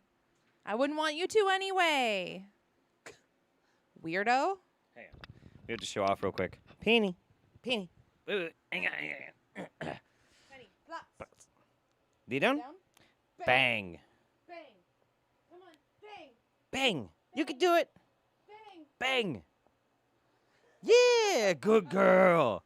Good girl. Good girl. Thank you. Thank you, good girl. All right, awesome. Sweet. Thank you. She's all tangled. I know. Come here, baby. Come here, my baby. Thank you so much for letting me go to the bathroom. Memory holiday and penny holiday, everybody. I think the chat wants a little bit more puppy before I go. They want some more puppy? Yeah. Aw. Yeah, she's something special. Here, let's get her in big screen. Big screen. Let's go. Penny. Oh gosh. Oh gosh. Yeah, she's getting huge. Look at that tail. Yeah, the tail's out of control. Good girl. Good girl. Oh yeah. She's such a daddy's girl. Aw. She's a daddy's girl? Yes. You think so? Yeah. All right, well. Penny ain't no anti-vaxxer. She ain't no anti-vaxxer. She's fully vaccinated, aren't you, baby? You're fully vaccinated. Yeah. Yeah. She's got a microchip, too. She actually does have a microchip, but not from a vaccine, from a microchip. I love you, baby. Ah, no, that's no threesome. God damn it. Ugh. All right. I said you love bitches. No, I said bitches love me. Well, and fine, beautiful women, and also some men. Everybody loves me. That's not true. There's plenty of people who really don't like me. Hey, what? Real kiss without a dog. Love you, baby. Thank you. My bladder thanks you, too. This is definitely needed. Okay. How we doing?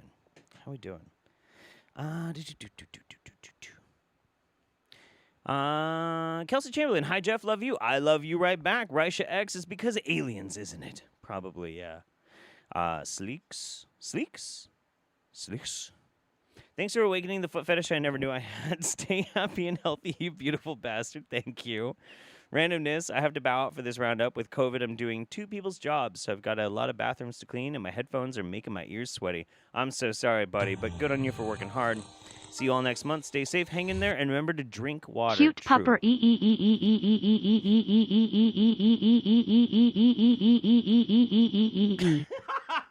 Yes, very cute pupper. She's the best, man.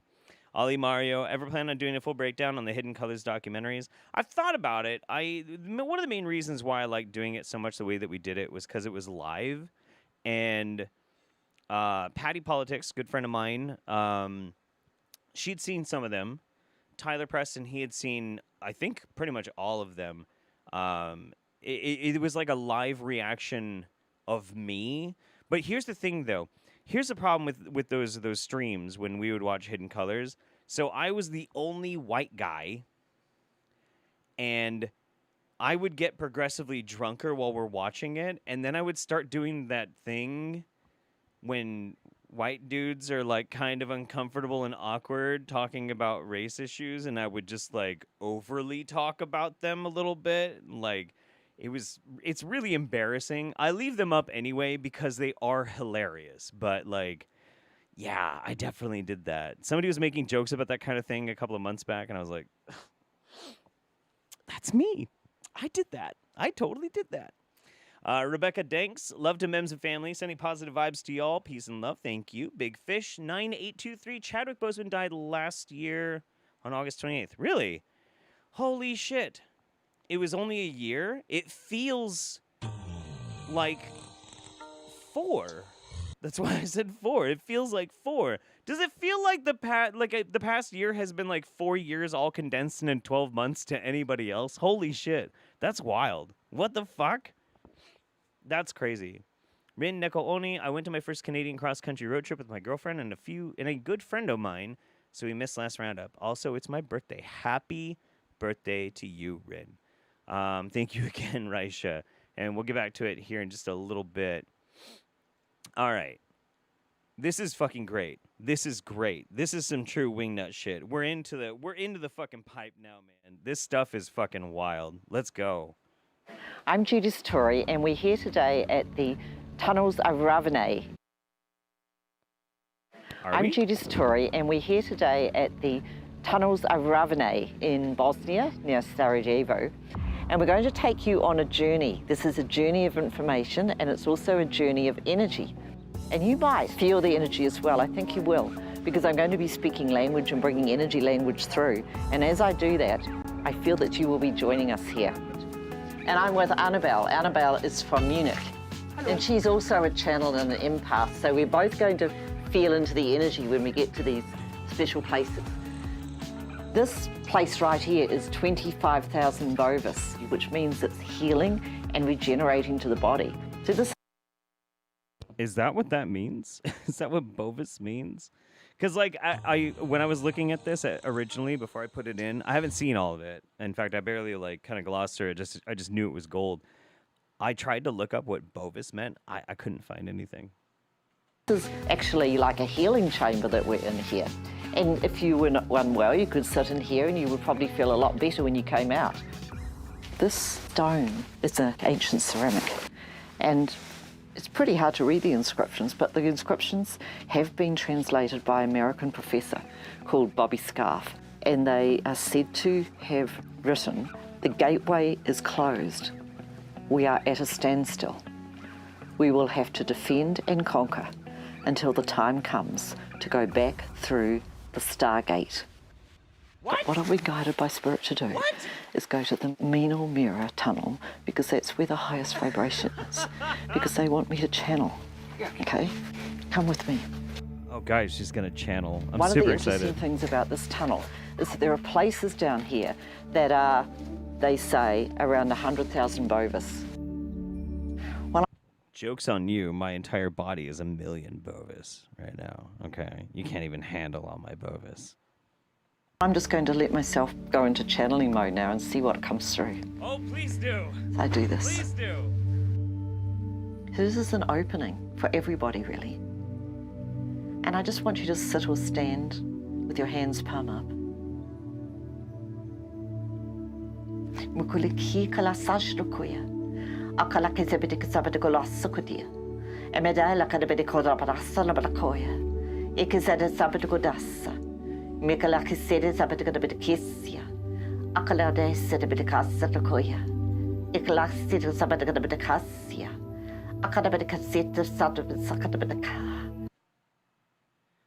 If she all of a sudden stops and says, "I am Cornholio," I'm gonna fucking shit my pants. I swear to God.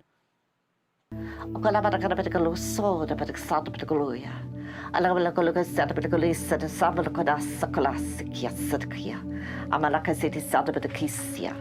I feel like I'm somehow awakening something, opening something up.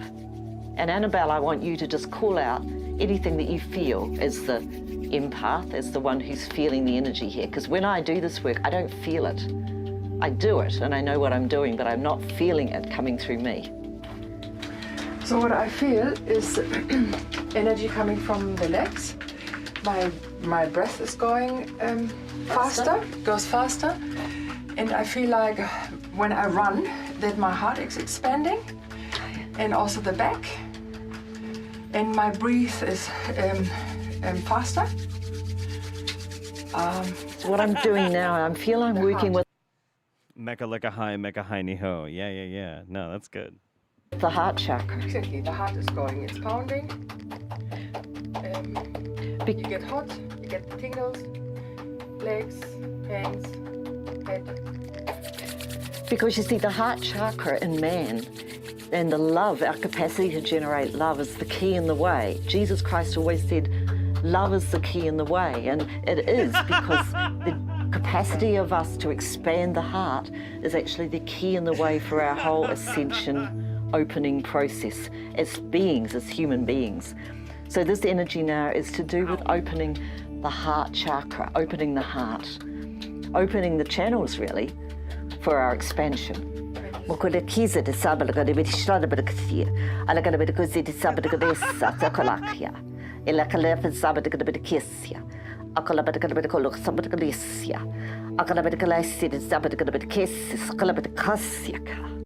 So, like, this speaking in tongues thing actually kind of really drives me crazy a little bit. It's not that hard to just make gibberish sounds.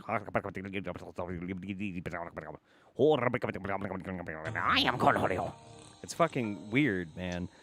But you know what? Look, somebody was saying in the chat, I wish that I believed in something as much as these people believe in it. And I can kind of relate to that, too.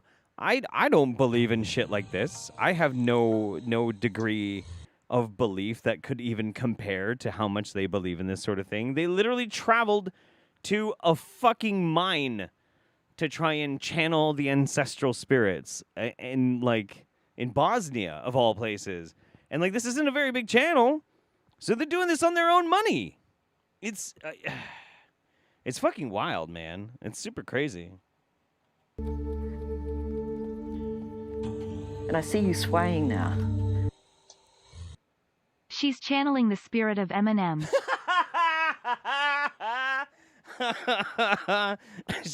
The ancestral spirits are trying to sing Rap God. Holy shit. Oh my god. Fuck. I just want to see real quick. I'm just going to kind of click through a little bit. I want to see if this other lady makes sounds. I feel like I'm carrying energy. I'm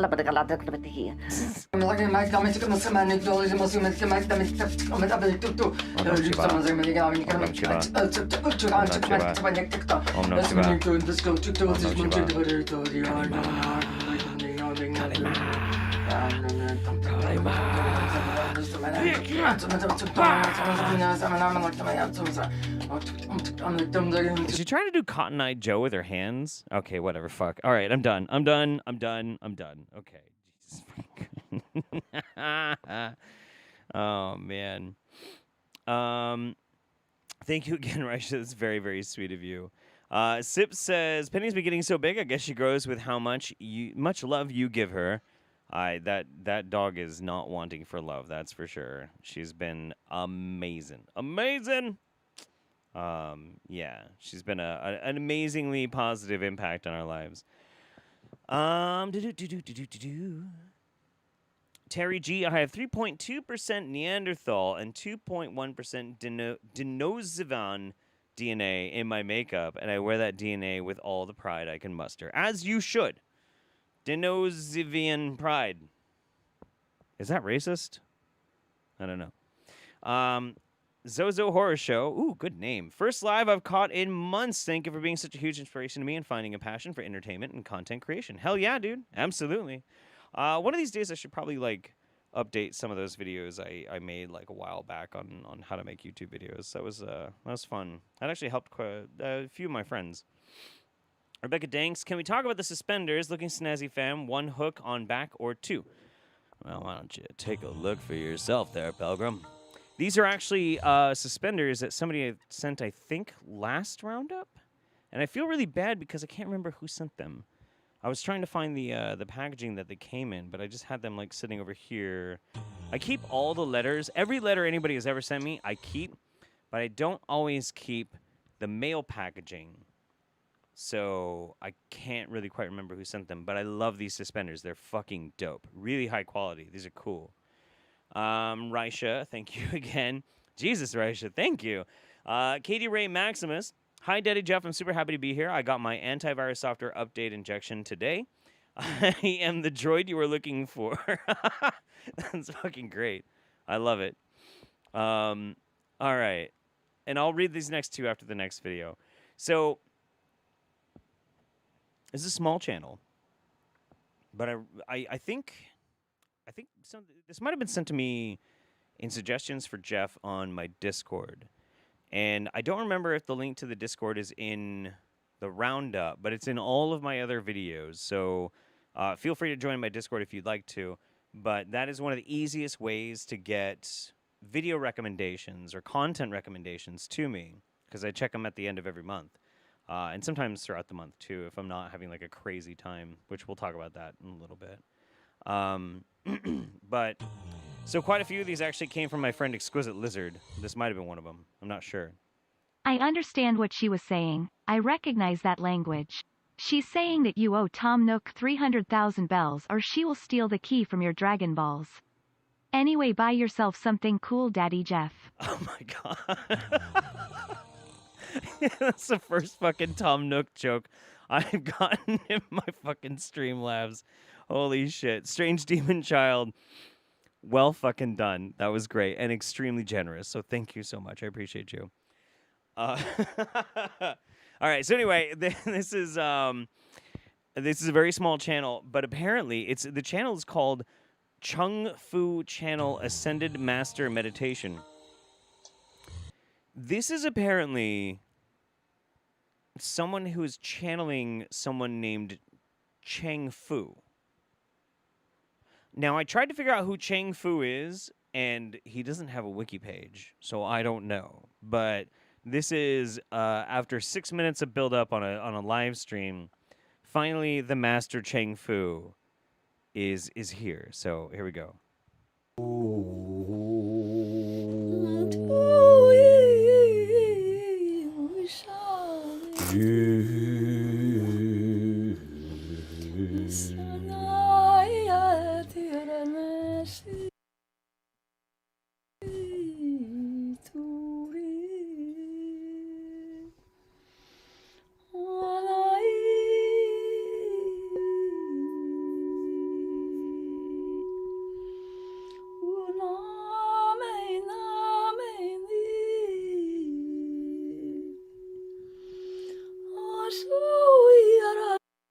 So, if anybody out in the chat actually speaks a Chinese dialect, like Cantonese, Mandarin, or the other ones, can you let me know if she's actually saying anything, or is this more gibberish?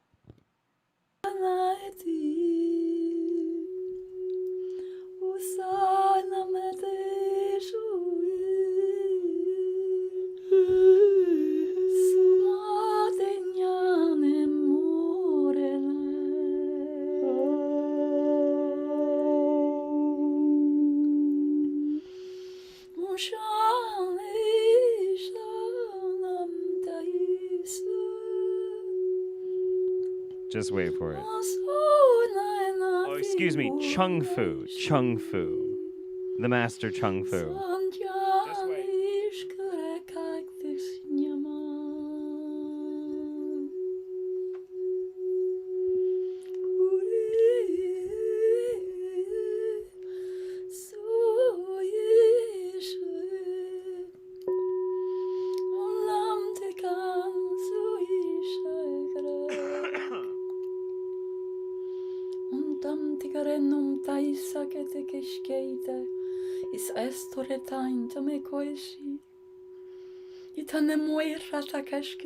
It sounds like gibberish to me, too. I'm waiting for the next roundup where Jeff holds half the mic stand in those suspenders and opens the stream with a Queen song. Do not fucking tempt me. I love Freddie. Yeah, no, it sounds like gibberish to me too. I watch a lot of Asian cinema actually, so I don't know. It doesn't really sound like anything I've heard before. Kartashekashkatyanim. Bitwayamam tikan tikishkais. Tiaorai takashkatyan. Esaisakatya. Just wait for it. Twem. Wename kwertakashkatya. Sioyaneme. My beautiful children. I am inside you. Hey! Made of light. Made of one light, my beautiful children. Made of one love. Every one of you and all that you are comes forth from my being. It is the pure light of the cosmos.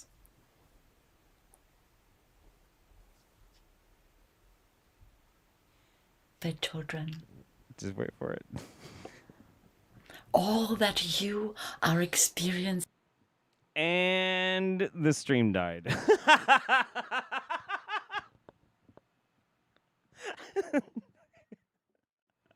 I'm sorry.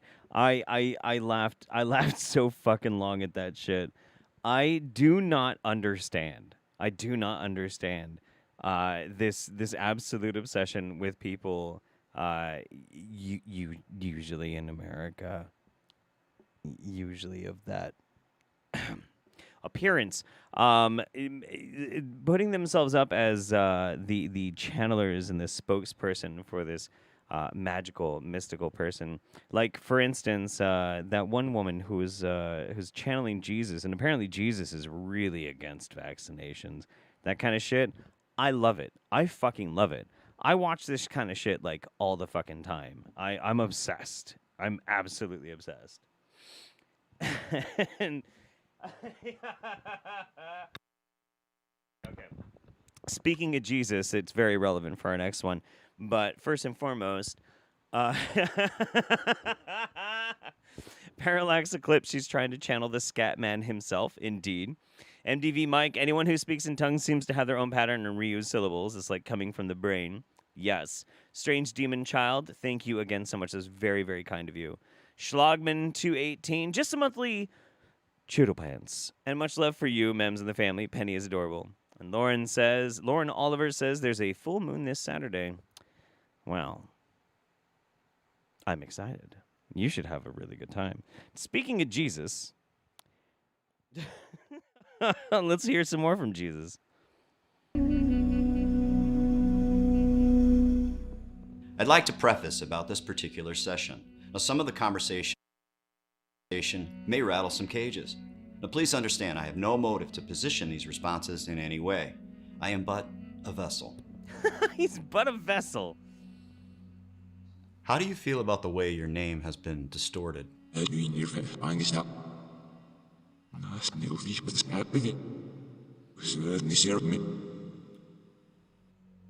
Jesus had been making it clear that he had many things to say to us in this rather unique time.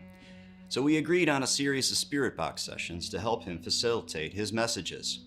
Now, I told him You see, as most people might not understand this, Jesus, being the direct divine descendant of the almighty creator of the cosmos, just doesn't really have an easy way to get his message out. So he needs low-rent trailer park Bon Jovi and his spirit box to make sure that his message is spread to the faithful.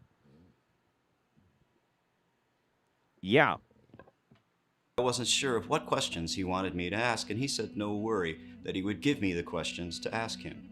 So over a 2-week period, I spent each day with him, and he would give me the questions he wished to be asked. Now here is the first set of questions on this series. He wanted me to prompt him. Why have we been deceived about your true nature? What information we've been told is incorrect about you? Subservient?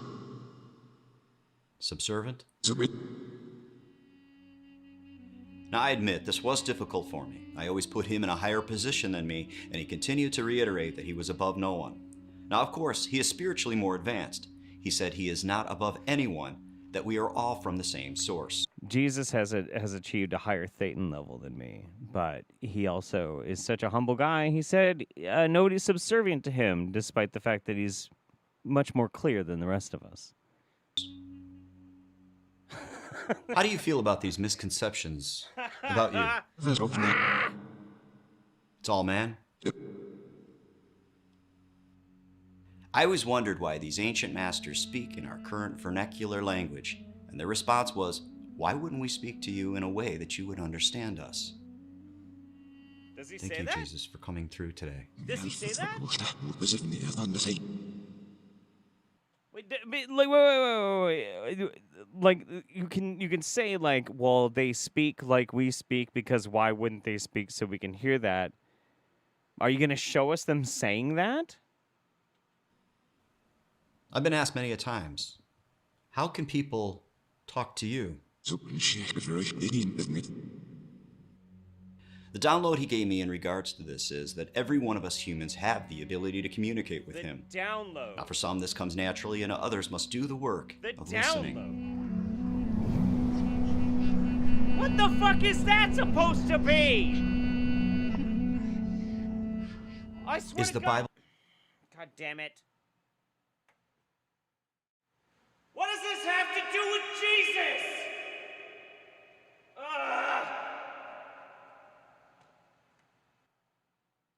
Anyway. The Word of God?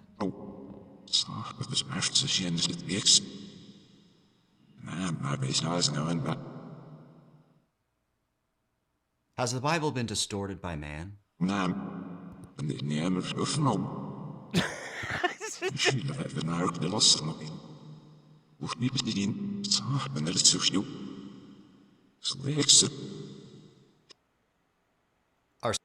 Okay, I just want to get a good pause on this dude's face. Okay. Fuck you. This dude is so fucking insufferable. This is great content because this is dumb. This is hilarious. Like, this is the kind of thing that I would invite my friends over and we get trashed and watch a bunch of this dude's videos because they're so fucking dumb. Like, this is next level Ancient Aliens kind of pants-shittingly stupid fucking content. But, like, the how serious he takes himself is so hilarious and also infuriating. I can't. I think I'm done. I'm done. I can't do it anymore. I'm sorry. Oh, my God. Ugh. I guess in some ways I'm still pissed about that dude doing Chris Cornell and... still kind of pissed about the Kurt Cobain one, too. A little bit. Yeah, a little bit. Do I want to do this one? No. Okay. All right. So, next up. That's a wig. You think that dude was wearing a wig? It kind of looks like a wig, doesn't it? It looks like a wig, or it looks like a Karen haircut. It really does. He looks like he's trying to complain to the manager of Jesus. Or something. I don't know. Anyway, all right. Let's go to this one. We haven't seen Sage Wanderer in a while. For those of you who don't know, Sage Wanderer made his debut on this channel quite a while back with his hit folk single, George Soros is a Vampire. He's had many adventures since then that I've been kind of paying attention to, but most of them have not been very interesting or entertaining. However, there is a new development in the Sage Wanderer extended universe, and it is that, well, I'm going to let him tell you all about it. Sage Wanderer here, and this is an emergency broadcast. I've never been under so much pressure from the dark side, and it's because what I've been doing with my summer vacation. So I guess it's time to confess something to you that none of you know. I've lived most of my life as some kind of undercover agent for Jesus. I work with people, and I help people, and I intervene in people's lives. And I've been doing this kind of secretly, and I've been doing it like a Lone Ranger for a while. But I need to call in reinforcements because I'm a little bit in over my head. Jesus, man. I've got a multiple face spiritual warfare thing going on between a coven of witches, a group of Satanists, and a group of Pentecostal, or not Pentecostal, these are evangelicals, but they're engaging in what I call evangelical witchcraft. I kind of call it Pentecostal witchcraft, but these people aren't Pentecostal, but they're doing the same thing. And Check out 00 Stigmata over here, man. Secret Agent Jesus, man. This is wild. This is crazy. So he's beset on all sides by witches and witchcraft and evil and Pentecostals. Okay, anyway. What is evangelical witchcraft? Okay, it is not okay to pray for the death of people that wrong you. If you do that and you put up a prayer request to God, God will ignore your prayer request because it is not good. It is an evil thing, and he will not do that. However, the devil will come along and see that red flag prayer request hanging out there and swoop down and pick it up and answer it, and you'll think God did something to somebody who wronged you because you prayed for their demise. But what really happened is you sick demons on them. Oh! So, wait. So if I understand him correctly, if somebody cuts me off in traffic and I'm like, man, Lord Jesus, strike that motherfucker dead. And like later that guy gets real bad gas, that was Satan being like, I got you, fam. What's the fucking problem?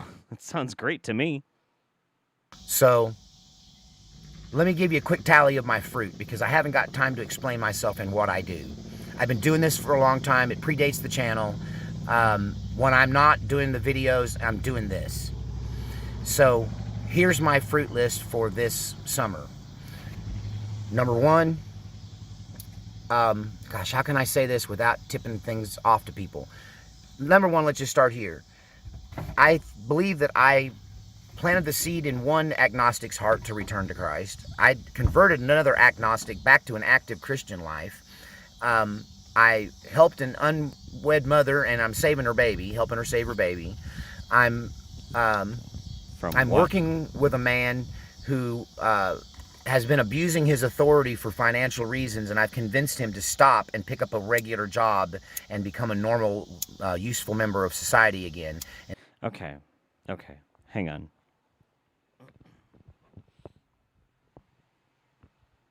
So I apologize in advance if what I'm about to say pisses off anybody who's religious. I don't mean to.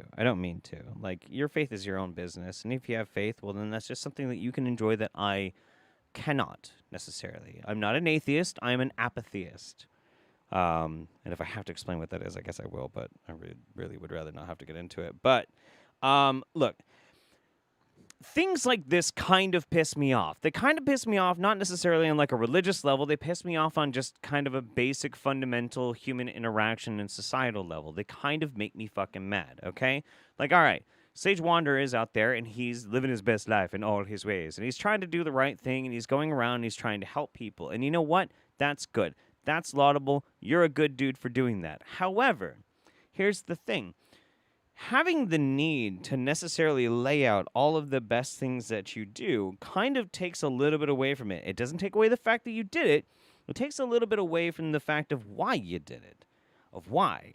And it's one of the reasons why sometimes when it comes to religions that kind of proselytize that you need to do this sort of like missionary work, I get a little pissed off. Doing things that are good for people or trying to lead people towards good ideas or better choices in life is objectively a good thing. But when you're only doing it because you're trying to basically buy yourself into a point system, it takes away from the inherent good that it necessarily has for you. For you. This isn't an economy. There's not a commodity for goodwill. There's not like a marketplace by where you can like buy something by the generosity of you not being an asshole and instead just doing the right thing. That makes me mad. That pisses me off. I know a lot of really cool Christians and they advocate exactly what I'm talking about. Do good for the sake of doing good, not do good because somebody's telling you to or because your religion dictates it to you. It's just gross. It's gross. Secretly, guys, you see, I'm actually a good person because I'm a secret agent of Jesus and I'm trying to do really good things for the purpose of doing really good things. Just do good things because you're a good person. That's it. That's it. It's just, it really doesn't have to be any more complicated than that. What's an apatheist? All right, fine. I'll explain what an apatheist is. It's really, really simple. It's really, really simple. Somebody walks up to me and they're like, hey, man, do you believe in God? And my response is, I don't care. Well, where do you think you go when you die? I don't care. Well, how can you not care? Because I don't care. I got a million other fucking things to worry about. When I'm old and fucking crusty, if I make it that long, then I can worry about whether or not there has been a giant sky leopard in the sky judging me for all the shit that I did. But I should make those decisions on my own regardless of some all-watchful eye. So I don't care. That's it. And I also don't care if you're religious. If you're religious, good for you. It's cool by you. You don't got to be like me. Fuck that. Maybe I'm missing something. Maybe I'm the one who's missing out. But anyway, this kind of stuff, it makes me, it bums me out because, like, I don't think Sage is a bad guy, but I think a lot of people fall into this trap, this idea that you just have to do good because you have to buy your way into something. Just be good. Just be a good person. And if you want to, like, worship or tithe or work, be into, like, your community church and shit like that, good for you, too. I don't give a fuck. What are we doing? Oh, I was ranting because the wine finally kicked in. All right, fuck it. Let's keep going with this just a couple of more minutes. Instead of part of the problem. Got another gentleman I saved from a 7 to 10 year prison term by reuniting him and reconciling him with his wife and helping him fix his marriage and keeping him out of trouble all summer until his final reward in that was the repair of his marriage, the dropping of all charges because he was being railroaded, and he didn't even have any more out-of-pocket expenses. His retainer covered it all, and he thought he was going away right up into. Wait! A 7 to 10 year prison sentence? That's a pretty big fucking charge, dude. How did you get that erased? And also, more humble bragging. Like, dude, it's gross. It's gross, dude. It's gross. The very last minute. And I accomplished these things by hearing acutely the voice of God, following his every command, even in these strange places. And if I had time to upload a video or any kind of editing on this, I'm hoping I can get this up because I'm being blocked on so many levels. I'm on my even in the Christian religion, that doesn't make any fucking sense. That doesn't make any goddamn sense. I only did this thing because God told me to do. It's in the fucking religion, man. God wants you to do, speaking for Christianity, like, look, God and Jesus want you to do good things for the sake of doing good things. That's what they want.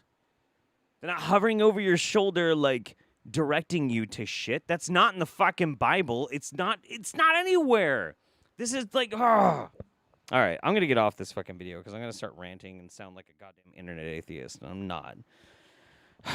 This shit drives me nuts.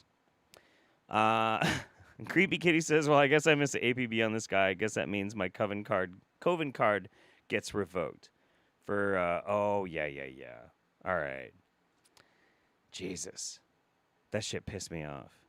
I didn't realize I was going to get that triggered by Sage Wanderer's video. I apologize for that, guys. That shit drives me nuts. Did not mean for that to make me so pissed off. All right. What are we going to do next? Yeah. Yeah, okay. Let's do this one. All right, here we go. Shivambu!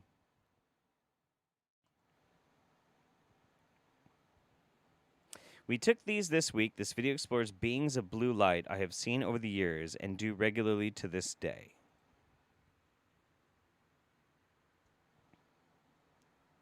Wait. So constipation is God not looking over your shoulder? That's right. If God's not looking over your shoulder, then you get constipated, and that's the root of all disease. The more you know. I should get a sound bar so I can play that.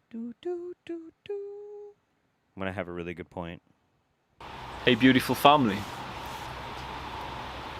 First of all, I know this video topic for many people is going to make them a bit uncomfortable. Real OG veterans of the Wingnut Roundup will recognize this guy. But the reason these topics make us uncomfortable, for many of us, the reason we don't speak about them, the reason we're not sure about them or don't investigate them, is a great way to see just how deeply programmed and restricted our perception and ability to think is by the system we grow up in. The very notion of other dimensional beings, the notion of angelic beings, extraterrestrials, still to a certain subset of society will result in scoffing and smirking and laughing. And this is programming. This is not the natural way. We're not going to scoff on you because you believe in like weird aliens or something. Like, that's not what this channel's about. It depends on what you say that they do. Because our ancestry, prior to Industrial Revolution and the programming that came about from the modern civilization, they embraced this. They understood when they looked at the cosmos that there was more to it. And not only that, they interacted with these beings. And now we hear the odd person is interacting. But in the most part, we don't see it, oh, this is just for gifted and special people. It's for everybody. It's part of what we are.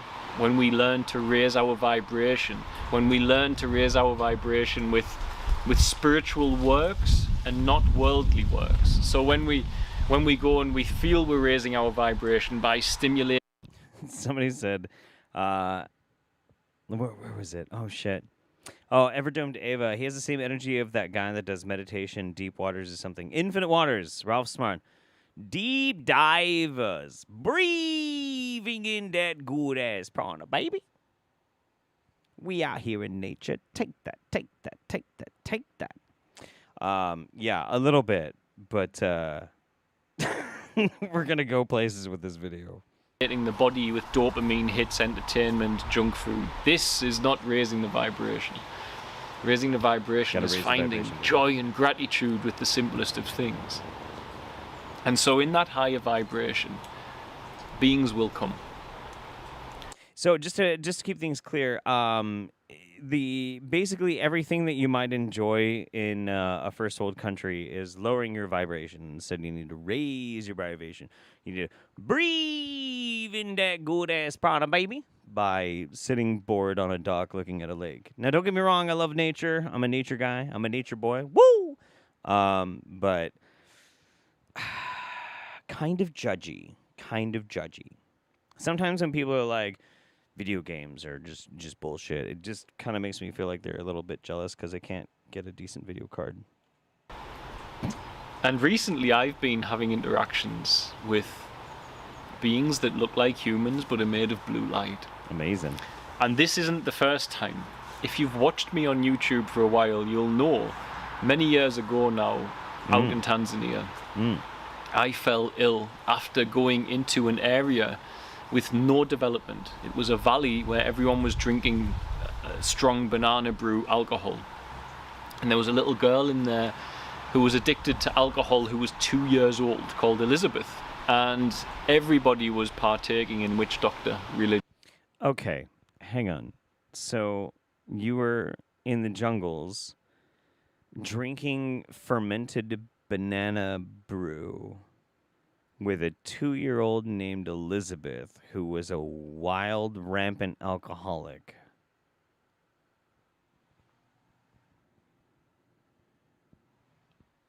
What? In that area. And we went in and we extracted Elizabeth from there. The following day, we then found a boy not far from there, and all his body had been sliced and prepared for a ceremony. What? Quite dramatic stuff, but what? This is truth. This is reality, so we must share these things, whether they are comfortable or not. Sometimes. Yo, somebody call the cops on this motherfucker. What? What are you talking about? Reality is not comfortable. And so, this little boy was potentially prepared for sacrifice. From all the cuts, he was prepared for something.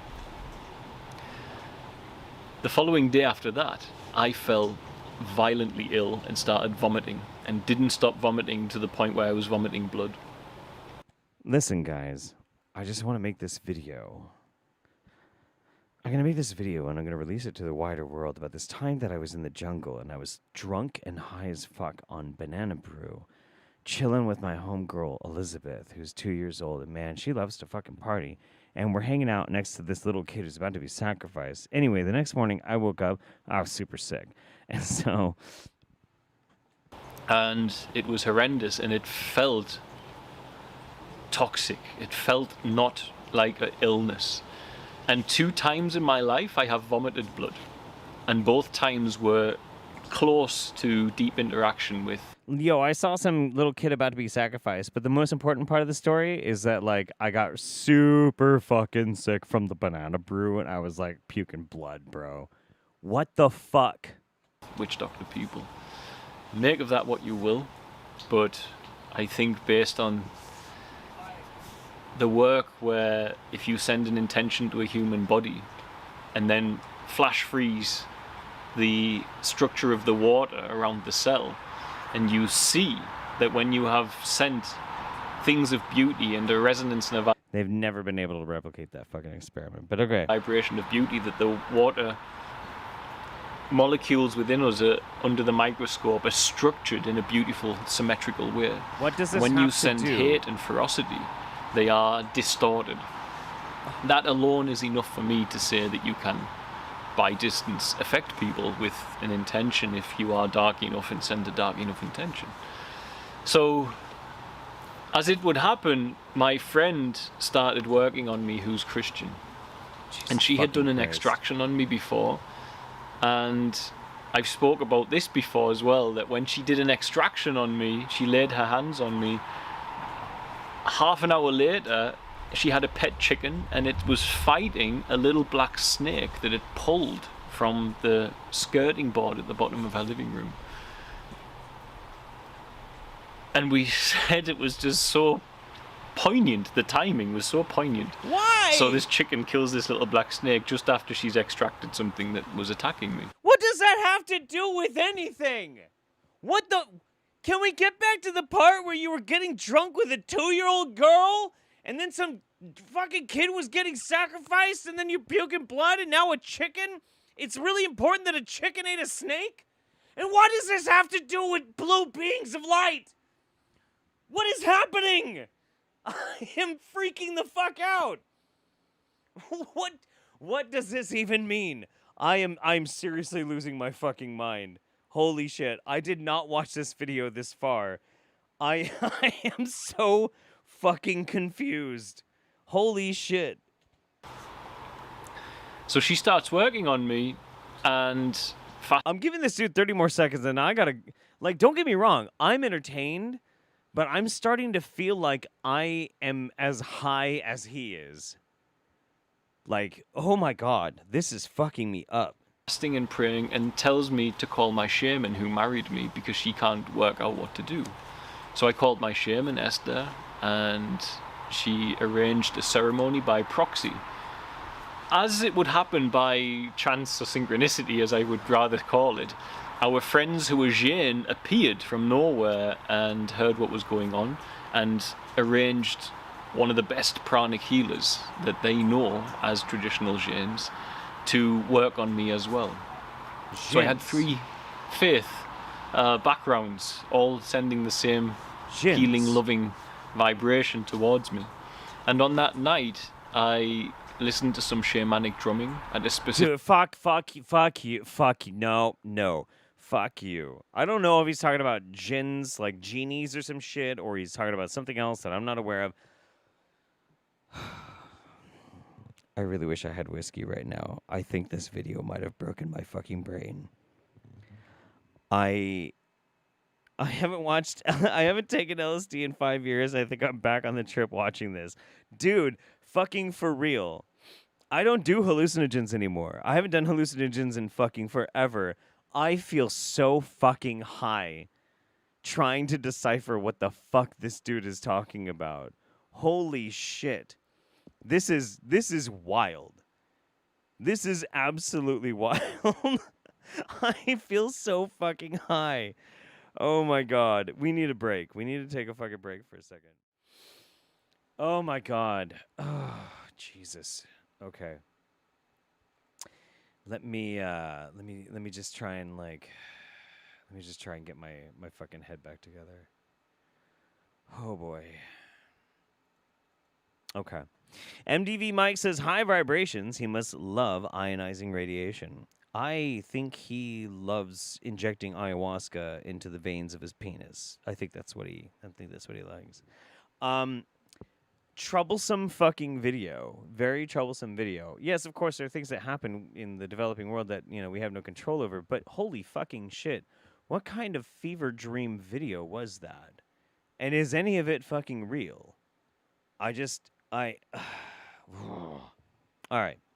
Anyway, let's get to something a little bit lighter. Like a message for empaths from the Galactic Federation of Light. Hello, everybody. So I have a message from the Galactic Federation of Light. Oh, good. What is doing that? They came to me actually all day. And it's actually been really overwhelming for me and intense because they're showing me the collective unconscious right now. And I'm just like overwhelmed because I'm like, this isn't my energy I'm processing. This is the world's energy I'm processing right now. And the whole point of them showing me is to make the unconscious conscious, because a lot of us don't even know why we're feeling so shitty or why we take on so much. And here is why. So this is a message from the Galactic Federation of Light for the empaths, for the sensitive ones, for the ones that feel everything.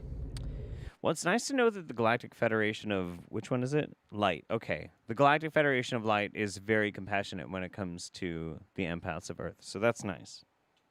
And don't have very good boundaries, or maybe not a totally solid sense of self, because that is the main reason, is that if you're getting lost in other people's energy, you're getting lost in the collective, that's why you're feeling so bogged down with the collective's energy, the subconscious fears and worries and stress of the collective, because there is a lot going out there. It feels like you're like swimming in thick sludge for some of you. I thought I was just tired, but that makes a lot more sense. So the medicine is to create a container for your energy. First, you need to create a container for your energy so that you are held in a bubble of protective energy fluid that is your own energy field, that is your home frequency, so that you're not getting lost in the frequencies of the world, okay? We need protective fluid. Got it. Okay? Or the collective. The second thing from the Galactic the Galactic Federation of Light is that they're saying that you need to have a stronger sense of self. Because being an empath is getting lost in other people's energies. It's caring too much about what other people are going through, and it's absorbing the collective, it's absorbing the energy, and it's not your fault, because if you're like me, then you're crystalline. You're a crystalline starseed child from a different star galaxy, whatever you want to call it, doesn't really matter. But the point is, they're a different dimension. Like, we're dimensional beings, right? We're multi-dimensional beings, and we're here in the third dimension where things are very heavy and very dense, right? So, oh my God, I think this young lady is very charming. She's very charming, and I think she has a lot of feelings, and she's very sensitive. I don't really want to make fun of this person at all. I think that she has such strong, sensitive feelings that she has developed a very interesting backstory to explain why she has those feelings. And you know what? If it serves her in her day-to-day life, I think that's okay. But my, is it colorful. It is very, very colorful. I'm being very careful because I don't want to be mean just because somebody is uber compassionate or just very sensitive. Like, there's nothing wrong with being compassionate or sensitive in the world. It's just, it's fascinating. Sometimes the Wingnut Roundup isn't necessarily finding people to laugh at or to be angry at. Sometimes it's just somebody to appreciate their colorful perspective on the world. And we'll just leave it at that, okay? She seems lovely. She seems very nice. Jeff, you're being too nice. Yep. Yes, I am. I am being super, super nice. Let's see. Where are we at next? Oh, boy. Do I want to make you guys do this first? Yeah. Okay. Fuck it. No, it's time. All right. Audience participation time. We need to wake up a little bit. This has been kind of like a a bit heavy, especially with that Beings of Blue Light goddamn video that just absolutely it made me feel high. It made me feel so completely confused and despondent and lost in the weird accent of that dude and this strange parable that he's trying to twist about all sorts of weird shit about getting drunk with 2-year-olds. Just totally fucked my brain up. So we need to wake up. We need to wake up. We're going to do some audience participation time. We are going to do... Are we doing motivational doc or are we doing face yoga? We're doing face yoga, guys. All right. So I will know if you don't do it. We have to do this together. This is the deal. This is the deal that you all signed when you clicked on this fucking video. You might not have thought you signed something, but you did. You wrote it with your soul. You have to participate. You have to do this with me. We're all doing face yoga together. And today, we're going to learn how to tone our turkey necks. Hi and welcome back to my channel. My name's Danielle Collins and it's a quick and easy video today. I'm going to just show you one technique which you can use every day, 1 minute per day, do it twice a day if you like, to tone this area under the chin. So you're going to take your hands into fists. Bring your chin so it's parallel to the floor here. So you really want to come into this position. Then you're going to breathe in and out through your nose, bring your lips together, and you're going to bring the tip of the tongue up and down towards the roof of the mouth like this at a rate of 1 per second. Okay, so to explain a little bit better in language that you guys will understand, because you're all perverts, you need to press your fists up against each side of your esophagus, press backwards, harder, daddy, and then you need to tongue fuck the top of the roof of your mouth. Are you ready? We're all going to do it. We're going to do 30 together, pause, and then do 30 again. We're so going to let's get 60 going. tongue fuck our mouths. And let's go.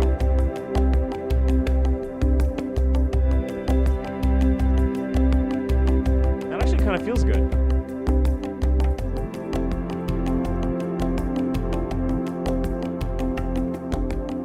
This one might actually work. Holy shit. Good, and as long as that felt okay, we're going to take it again, do 30 more together. Were you able to take it? You ready to take it again? God damn it.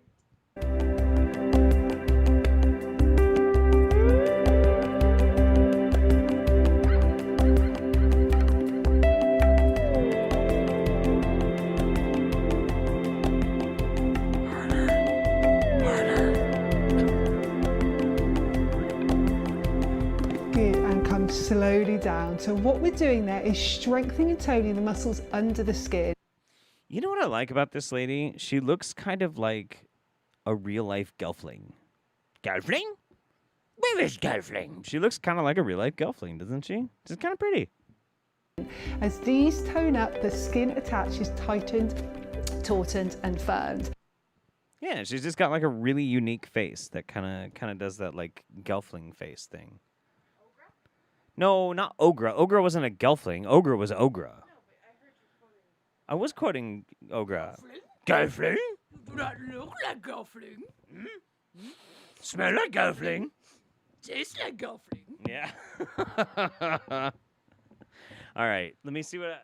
What's the one that I was gonna do? I really need to be Ogre for Halloween. Yeah. So do you want a Pleiadian Song of Love, or do you want the energetic alignment demonstration?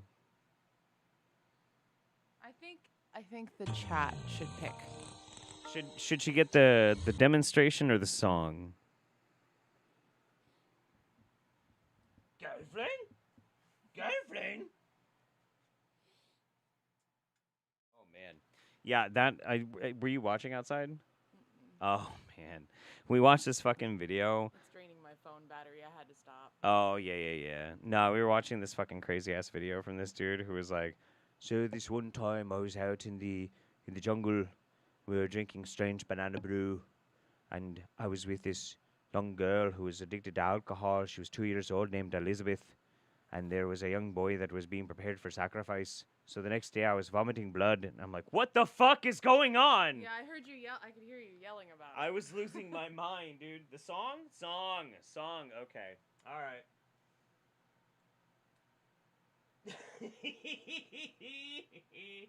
Hang on, I want to make sure the audio is good. Hang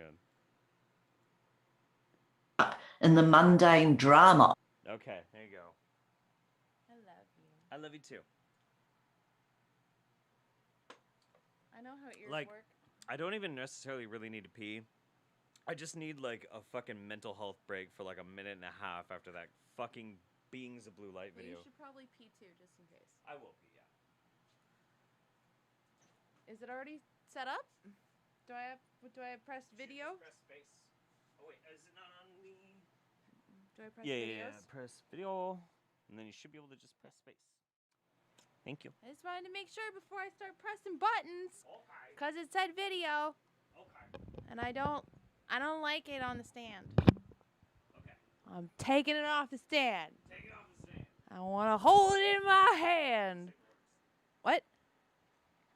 Of your It human works. life. You're beyond that now. Miklisa la casa de stasapati, alabadaga sabadagalesia, amalagarista sasa. Bibbidi bobbidi boo. Alagolagalabatagazisa, alabalakosh the casa kisi, alabadagalukusadak sabadagadisia, mishtazakadi, malakasa, mistashtaka.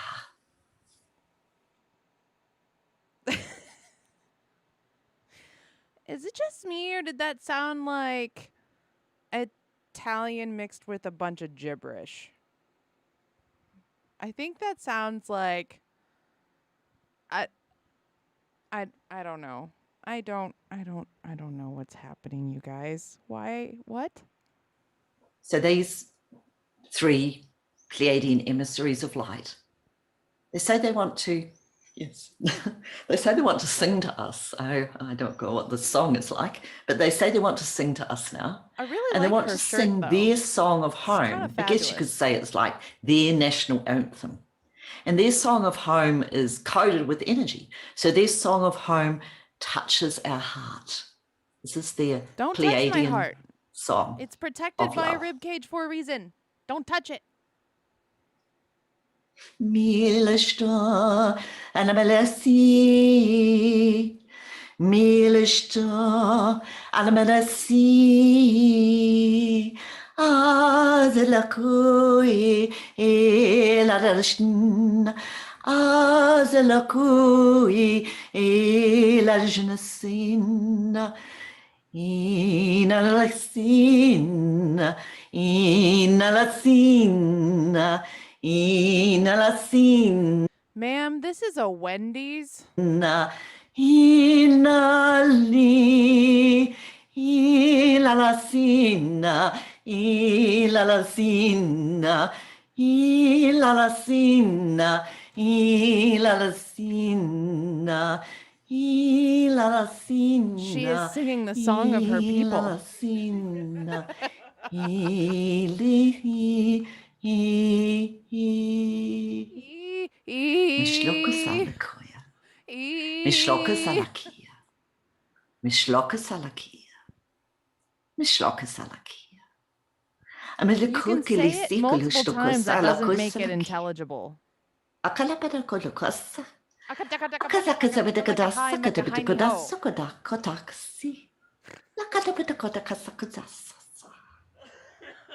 They say to us, know yourself, to thine own self be true. Know yourself. It's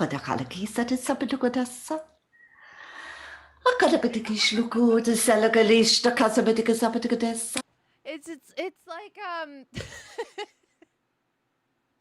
she reminds me of like the real life version of the crazy cat lady from The Simpsons. Yeah, she really is. She super is. Yeah, I can't anymore. All right.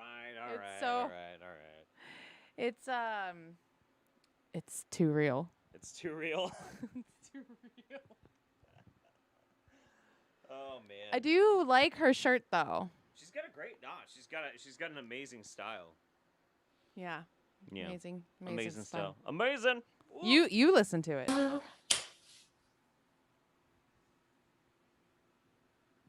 They say to us, and rising above fear, we are rising above two types of vibration. We're rising above the vibration of chaos, of disorder and confusion. And that's a horrible vibration because we feel really out of sync when we feel like that. And we're rising above the fear vibration.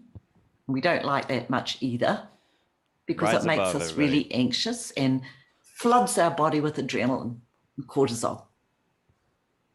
It ages us.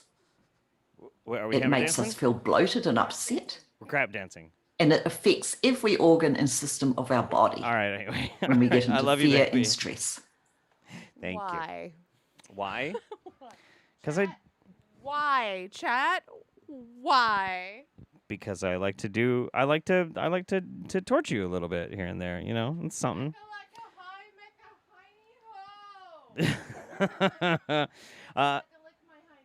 Okay. The Salt Rose says, we did not discuss safe words yet, Daddy Jeff. That's true. That's very true. What is this next one? Oh, you know what? So we're not necessarily going to like really watch this. This is an energetic alignment session demonstration. I'm gonna go ahead and play it. However, we're gonna skip up into here. This is very like Donnie Epstein kind of stuff. All right, right? So we're gonna do this. We're gonna playback speed. We're gonna go 2 times. And where's my thing? I had a thing. Here we go.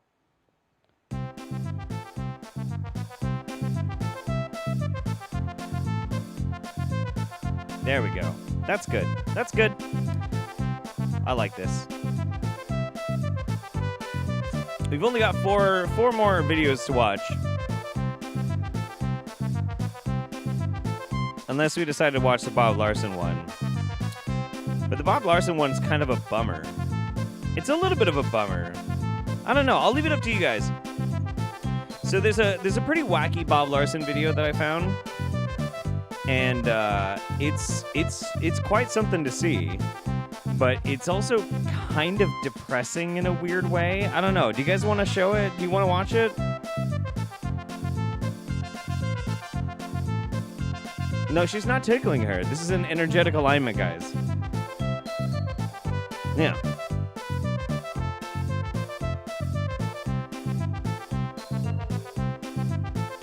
I feel like I need to click the "Are you 18" disclaimer. Yeah. Oh, yeah. You guys want Bob? Oh, hang on. Always yes to Bob. Always yes to Bob. All right. We'll do Bob. I wasn't really quite sure if I wanted to do it or not, just because it is a little sad, but I'll explain why. So this one is The Real Exorcist Chronicles Episode 1, Military Vet with PTSD and Demons. The reason why I was like, it's wild. In the realm of like a Bob Larson exorcism, this one is quite entertaining.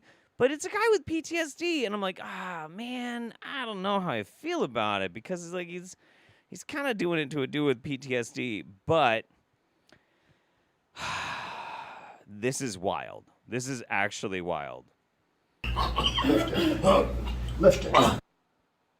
And it keeps doing that. I don't know why it's doing that today. Look at me, say, I'm Jezebel. I'm Jezebel. It's always Jezebel, guys. It's always Jezebel. I speak. I speak for all the gods of the Lord. The gods of the Lord. All the gods of the Lord. And murder. And murder. We have no right. We have no right. This man of God. This man of God. Man of God. We are judged. Look at me. Say, we are judged. We are judged. With all our kingdom. With all our kingdom. With all our Kegels? I guess there is a male version of Kegels. With all of our Kegels. I guess if you're going to learn how to do male Kegels, you would want to learn from Jezebel, right? Look at me, Jezebel. See, I speak for all of them. See, we go. We go. We go. 2.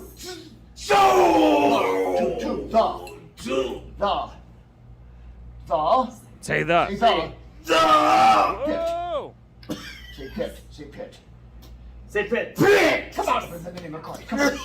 Let it up. Let it up. Let it up.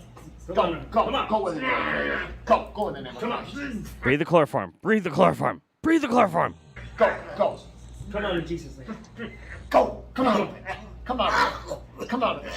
Come out in the name of Jesus. Come on. Well, at least he's not putting the Bible in his butt this time, right? Thank you, Jesus. There you go.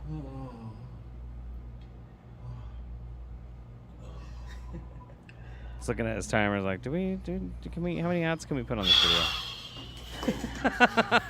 Fucking god damn it, Bob. That expression is when you nut, but you keep sucking. Sorry, that's inappropriate. My bad. Yeah, see, that's what I mean, man. Like I was saying, like it's sad. Jesus Christ, the comfort of the Holy Spirit to be upon you.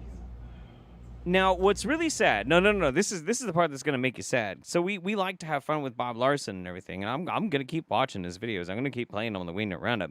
The thing you got to keep in mind, that dude had to pay for that to be done to him. That's the part that sucks. That's the part that's really unfortunate and really does kind of piss me off.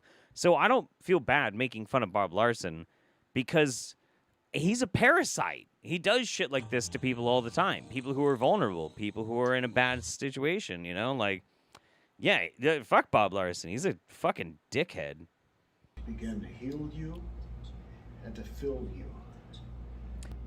You could always make the argument that maybe by going through this kind of like religious experience, maybe it does bring you some sort of satisfaction. Maybe it does in some ways. There have been papers written about exorcism being a way to snap people out of mental illness. But by all fucking measures, Bob Larson is not a trained psychologist.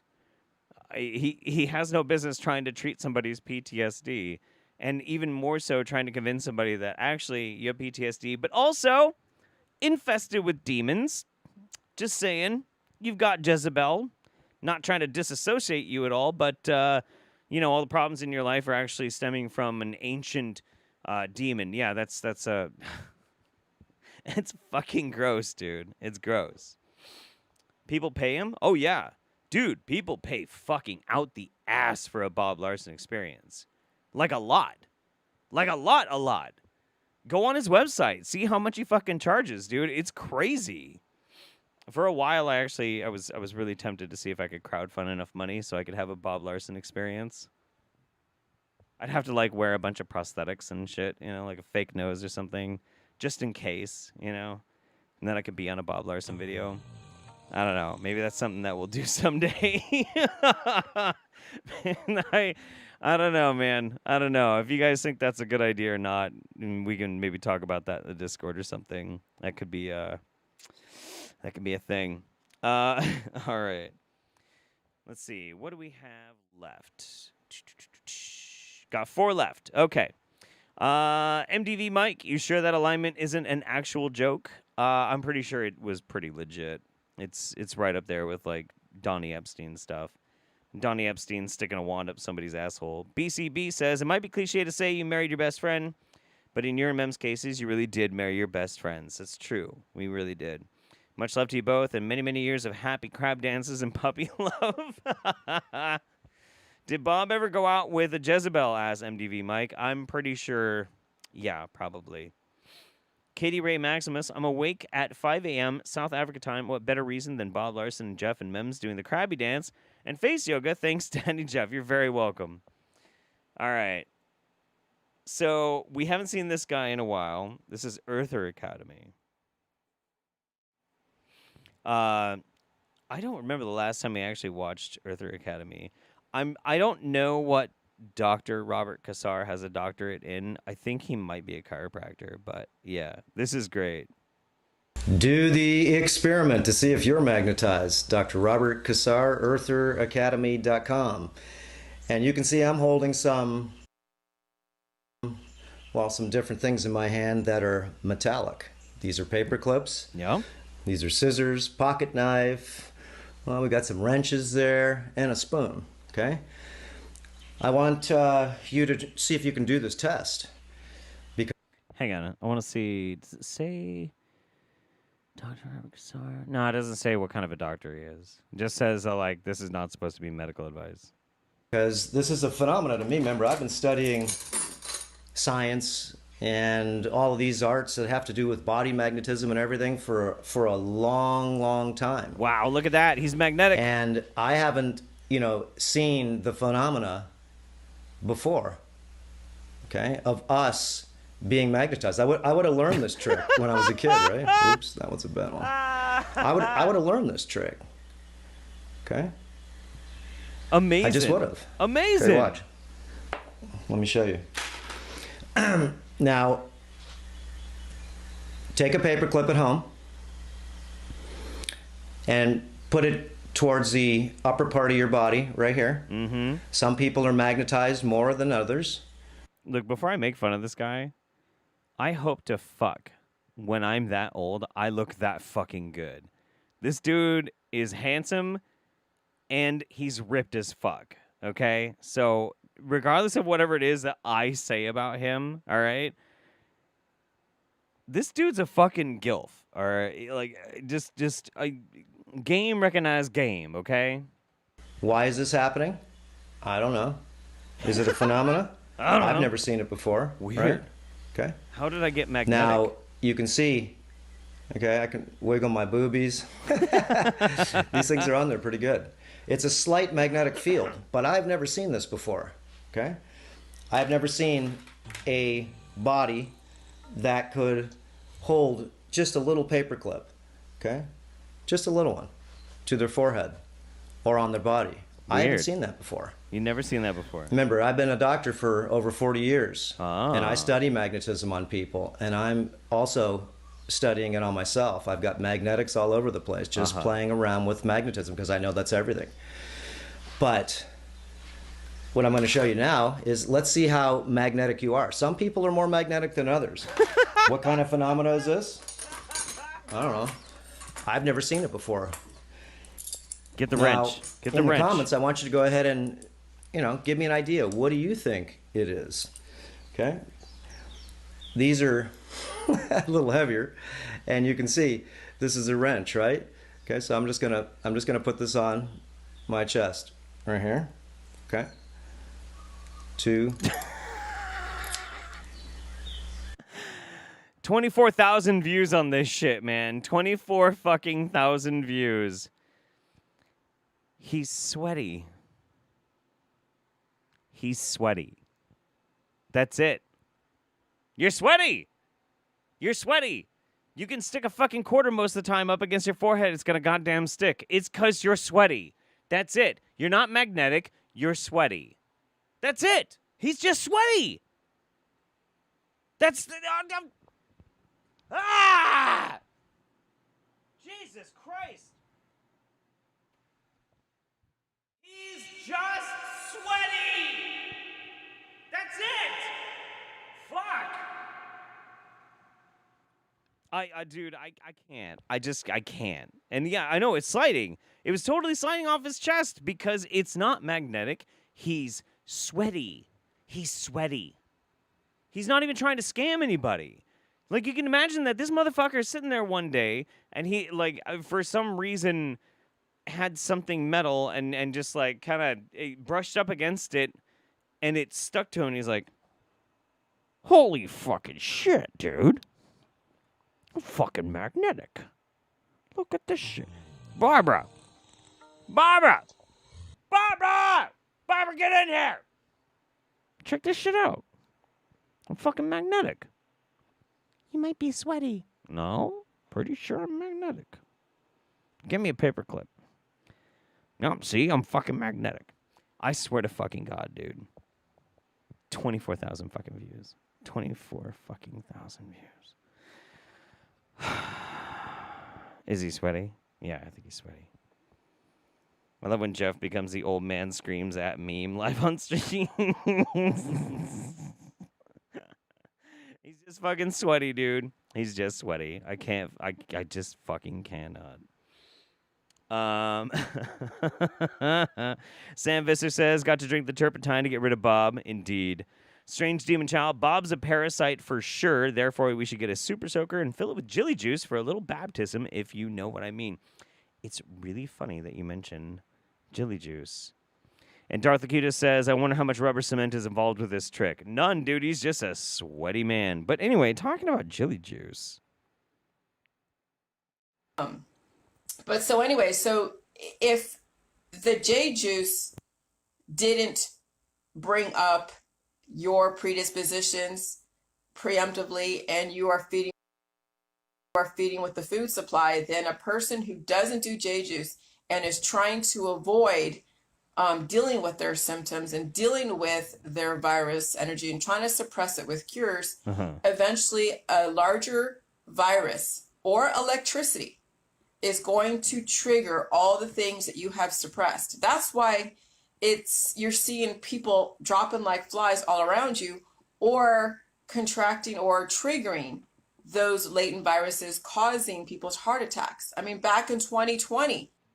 So just to kind of catch up on some of the latest Jilly lore, Jilly believes that pretty much anything bad that happens to you is because of a virus. It's kind of the opposite of Patriot Nurse, who thinks that everything is caused by constipation. Instead, Jillian believes that everything is caused by viruses. But the reason why we're watching this is that the title of this video is The Ladies on Dr. Phil Wanted to Blame J-Juice for Their Predispositions. Can't really get rid of that monkey on her back about Dr. Phil. People were having heart attacks. Back in 2019, people were dying before we even knew that there was like this crazy virus. People were dying from heart attacks. Oh, but they were supposed to. Well, anyone that dies from a heart attack or stroke or gets a cancer disease and chronic illness, it's all viral driven. It's all viral driven. And so strokes and heart attacks and aneurysms are electrical impulses from viral transducers. Yep, that's the other thing. Thexor was just mentioning it, and it's really good timing. It's also electricity. Our electrified environment is allowing for viruses to cause things like heart attacks. This is like the 8th revision of how Jillian thinks cancer disease and chronic illness even occurs. So, yeah. And it could be from that specific virus, or the virus that came in woke up other viruses that were embedded in those areas, causing the electrical impulses. And so, with my dog right now, she's got to deal with right now until her brain is finally able to deal with the electrical environment. And that little bubble on the back of her head hasn't disappeared yet. So that right now is an antenna to let me know that there's still stuff going on with her body. So there's a bubble on the back of Sugar's head, which is an antenna telling Jillian that there's something going on. Okay. But the rest of her body is doing great. But now she has to deal with the neurological portion of it. Her hip dysplasia is actually getting better. I don't see her walking crooked anymore. And that was one of the things, was that she was kind of walking crooked and her tail was going to the left or going to the right. It was very interesting watching this manifestation. But I know that this virus is definitely just activating her immune system and activating other things that potentially need to be dealt with. And so that's what you have to expect. Not only with the J juice, which is waking up those beasts that you have put to sleep for years, but it'll be also the virus that's going to be waking up the beasts. And so you'd rather have the J juice preemptively bring it up versus a virus that is going to really send an electrical jolt that you probably won't expect. But at least with J juice, you'll expect it because it is an activation sequence. So taking Jilly Juice is an activation sequence that will trigger these latent problems, but you'll be ready for them because you're doing it on purpose. So it's better to take J Juice, which will then make you sick as fuck because you already had those predispositions. But if you didn't do the J Juice, those predispositions were going to happen anyway, just later, and you wouldn't be ready for them. What? Jade juice activates your immune system. And that's what happened to the lady on Dr. Phil. It activated her immune system that she already held those predispositions of those viral transducers, of which then affected all of her body, but she also had the food supply. And this is why I wanted to watch this. This is why I wanted to play this on the Roundup. So basically, the fact that that lady had a fucking stroke while on Jilly Juice was not because Jilly Juice gave her a stroke. It was because Jilly Juice gave her a stroke she was already going to have.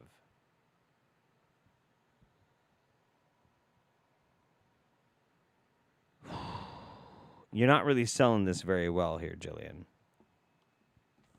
But back then, there was a specific diet, but I'm sure she wasn't adhering to the diet. And even if she was, she had enough insulation to deal with it, and she survived it. So did the other lady. Now, the gentleman, bless his heart, and I'm going to say bless, because I mean bless his heart, never did the J juice. So he really was just riding on the wave of all this BS. And he has his own YouTube channel. And I hope him and his family are doing great. I have no ill will towards him. We are doing fantastic, Jillian. And despite everything, I do hope you are doing good. I just really wish you'd stop giving that shit to your dog, okay? That's my only wish. He capitalized on an event that, hey, great, shot him up to fame. Good for him. I hope he is able to use that money for good and not for evil. And so whatever on that. But those two ladies, they got to experience. It's not like it was enough to buy a house or some shit. Yeah. No. I mean, it's a little bit. I don't get. I honestly like. I even at the height of everything that happened with the Jilly Juice saga, I never made that much fucking money. I think I ended up cracking like $22,000 a year. Like, yeah, my YouTube does not pay out very well, not compared to other channels. Sorry. It's what it's like to be in an evolutionary sequence and survive it. Okay. And that's right now what's going on is our people are evolving and kind of being reborn right now with this new virus as well as with the J juice, because they are metamorphosizing into an upgrade. And if they feed their upgrade with all the food supply, they will survive this environment. But those that are starving themselves, those that are mischaracterizing their symptoms, those that are taking part in the holistic allopathic world, or in their distraction to drugs, alcohol, and other stuff, I don't see you surviving this very highly piezoelectric environment. All right. Anyway, when it comes to Jillian, like it can really be summed up in a couple of different things. Jillian's wrong.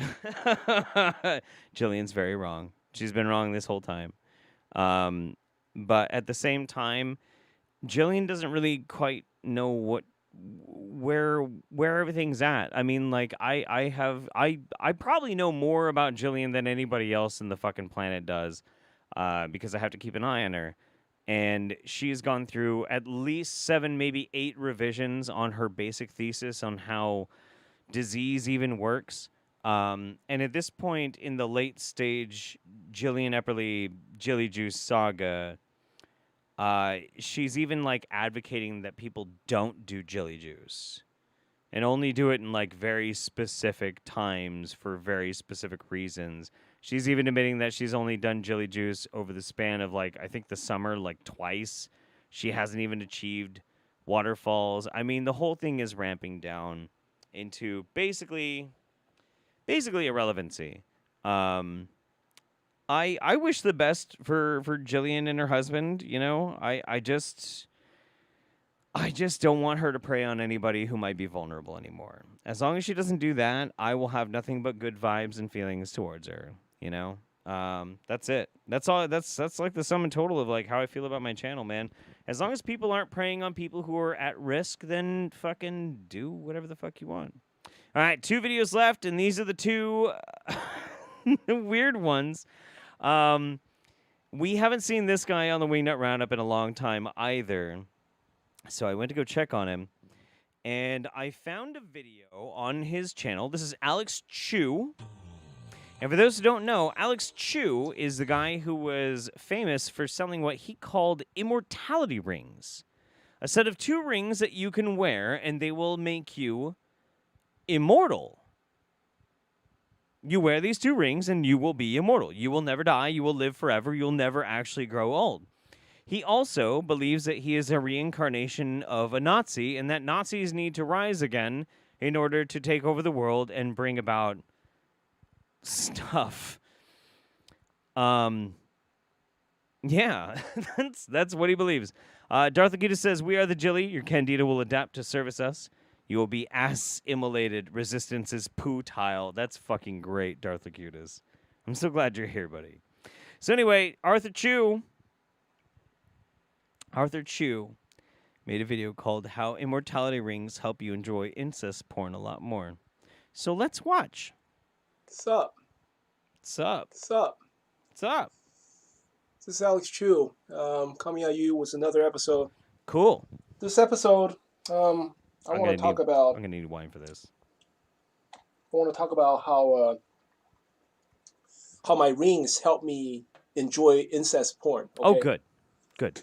Good. Let me turn on the lights here. But before I talk about that, I want to tell you, my name is Alex Chu. I'm the guy who invented physical mortality rings. These are rings that you put on your small fingers during sleep. Right.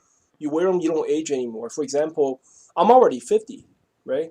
In half a year, I'll be 51. I still look pretty young. I still sound very young, right? My voice never really changed. If you look at my belly, it's really smooth and thin.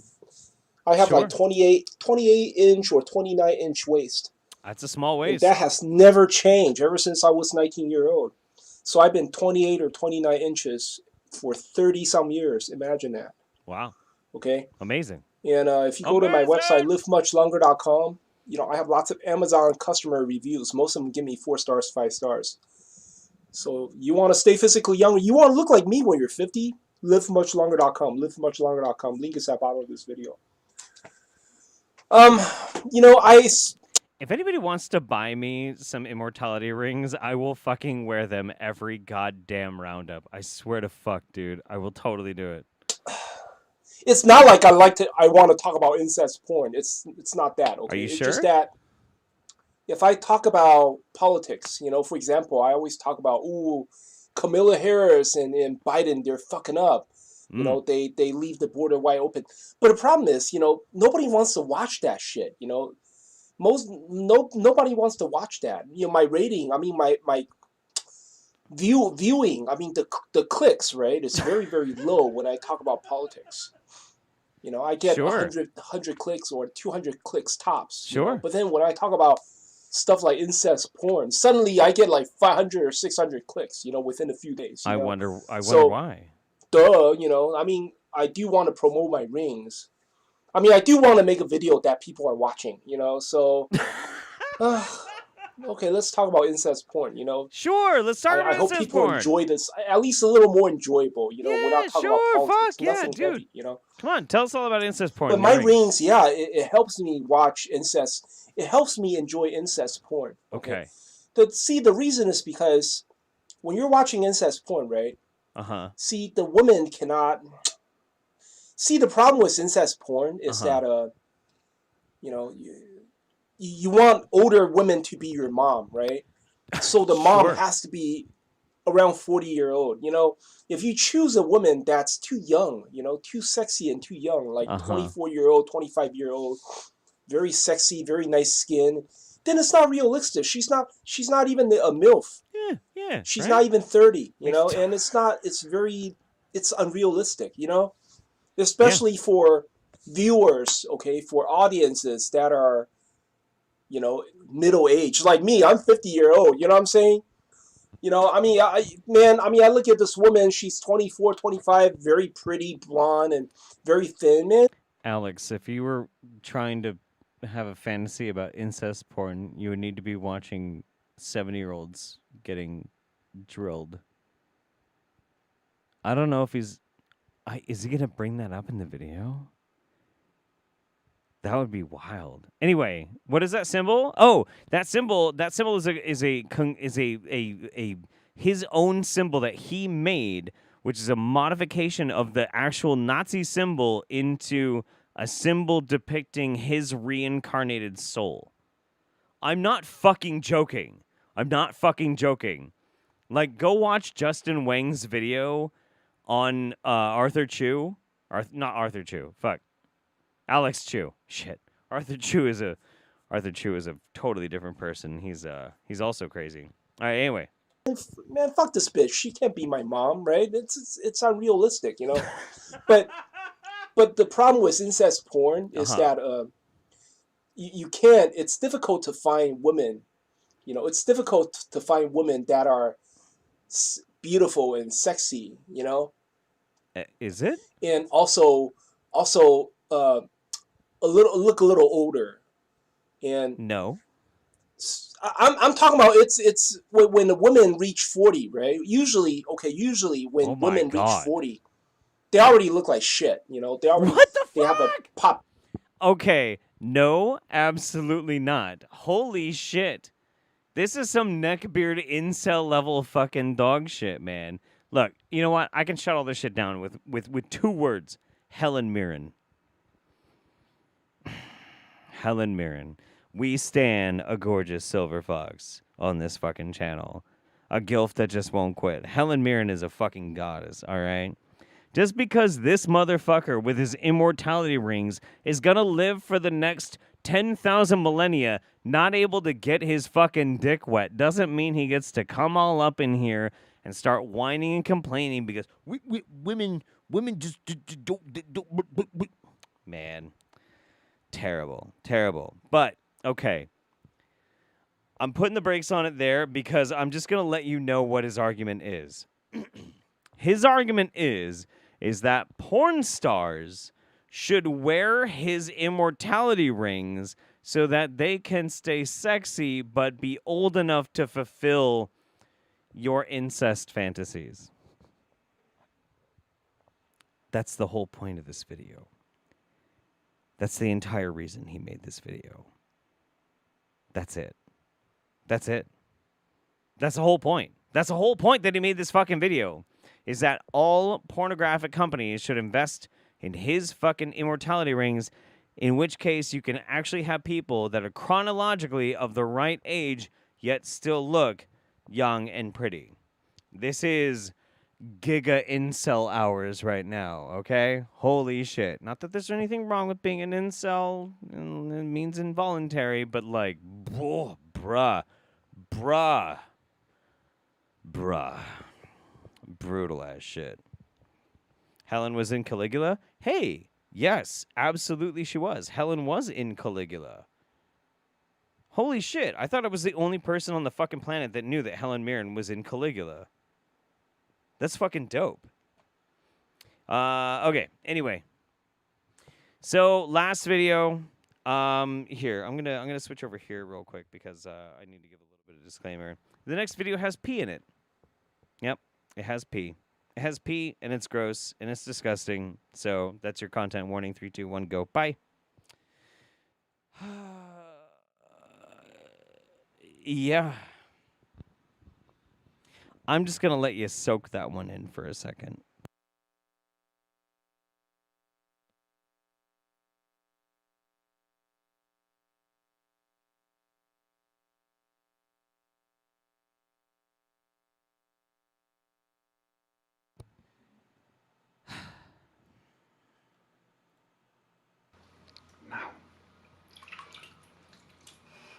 This is it. Aquí estoy.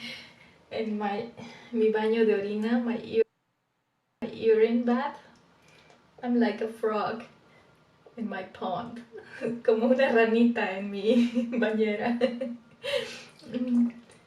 Y I keep rubbing it on my body, especially my face.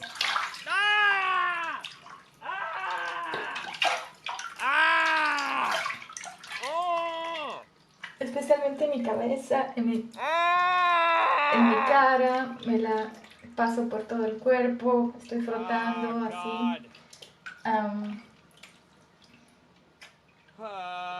That's it. And I just chill here because it's so cozy, so warm, warm, body temperature. Me la paso así, tranquila, disfrutando,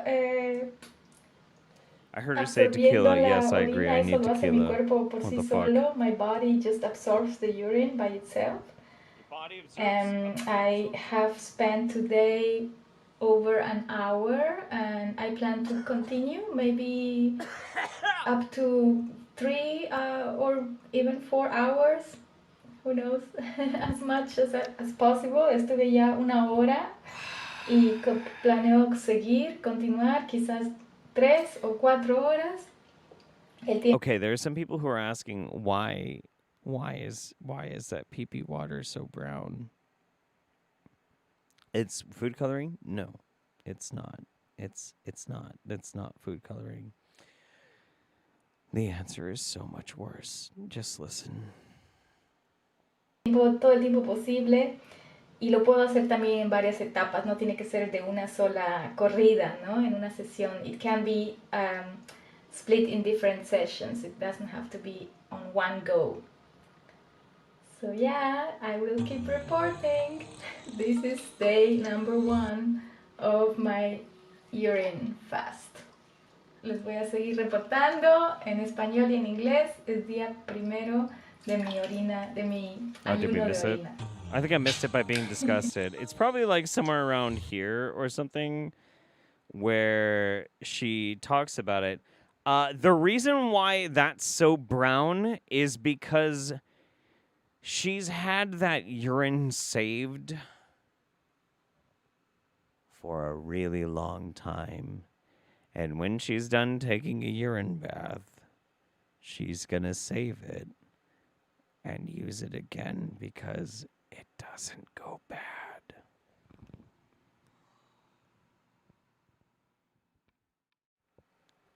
I hate everything. It's dark because it's aged. Yeah, no, exactly. It's dark because it's aged. It's fucking disgusting, dude. It's crazy. Kombucha pee. Mm-hmm. Aged to perfection. Yep.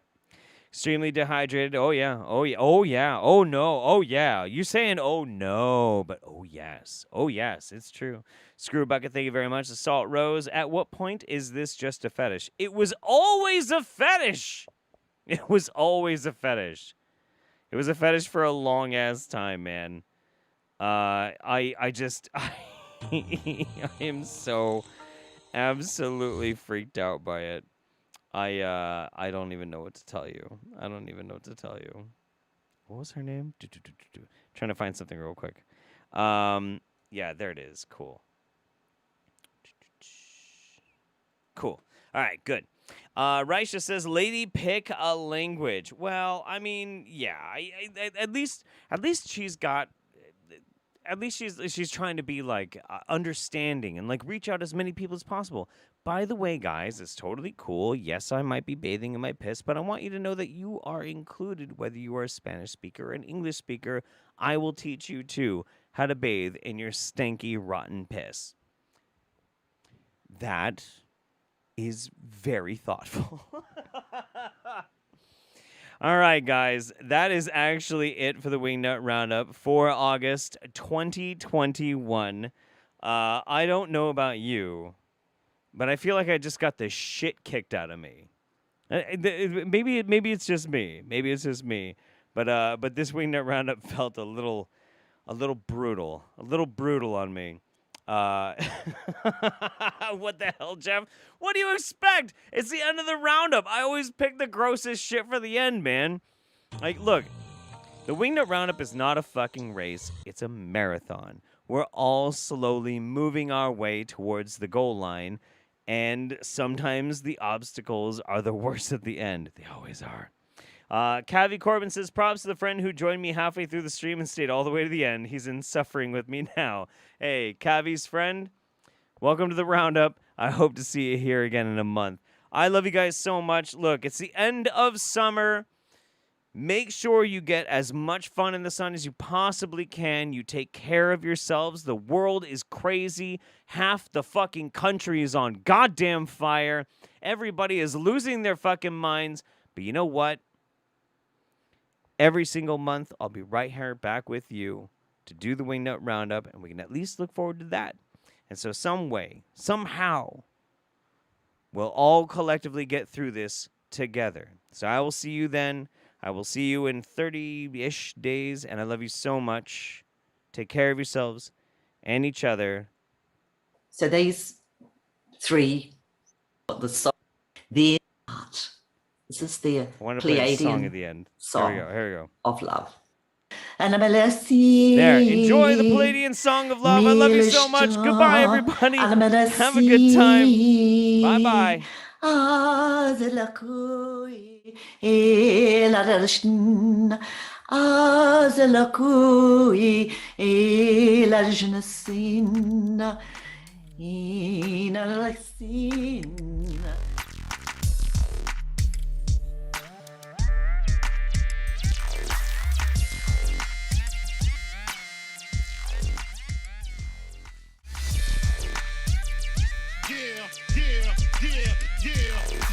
And you won't stop, and you don't stop, and you won't.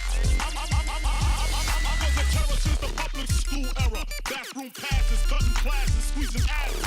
Smoking blunts was a daily routine since 13. A chubby nigga on the scene. I used to have the tray deuce and the deuce in my bubble goose. Now I got the Mac in my knapsack, lounging black, smoking sacks up in accent sidekicks with my sidekicks, rocking fly kicks. Honeys wanna chat, but all we wanna know is where the party at. And can I bring my gat?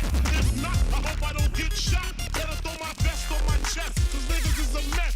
It don't take nothing but front for me to start something. Bugging and bucking at niggas like I was duck hunting.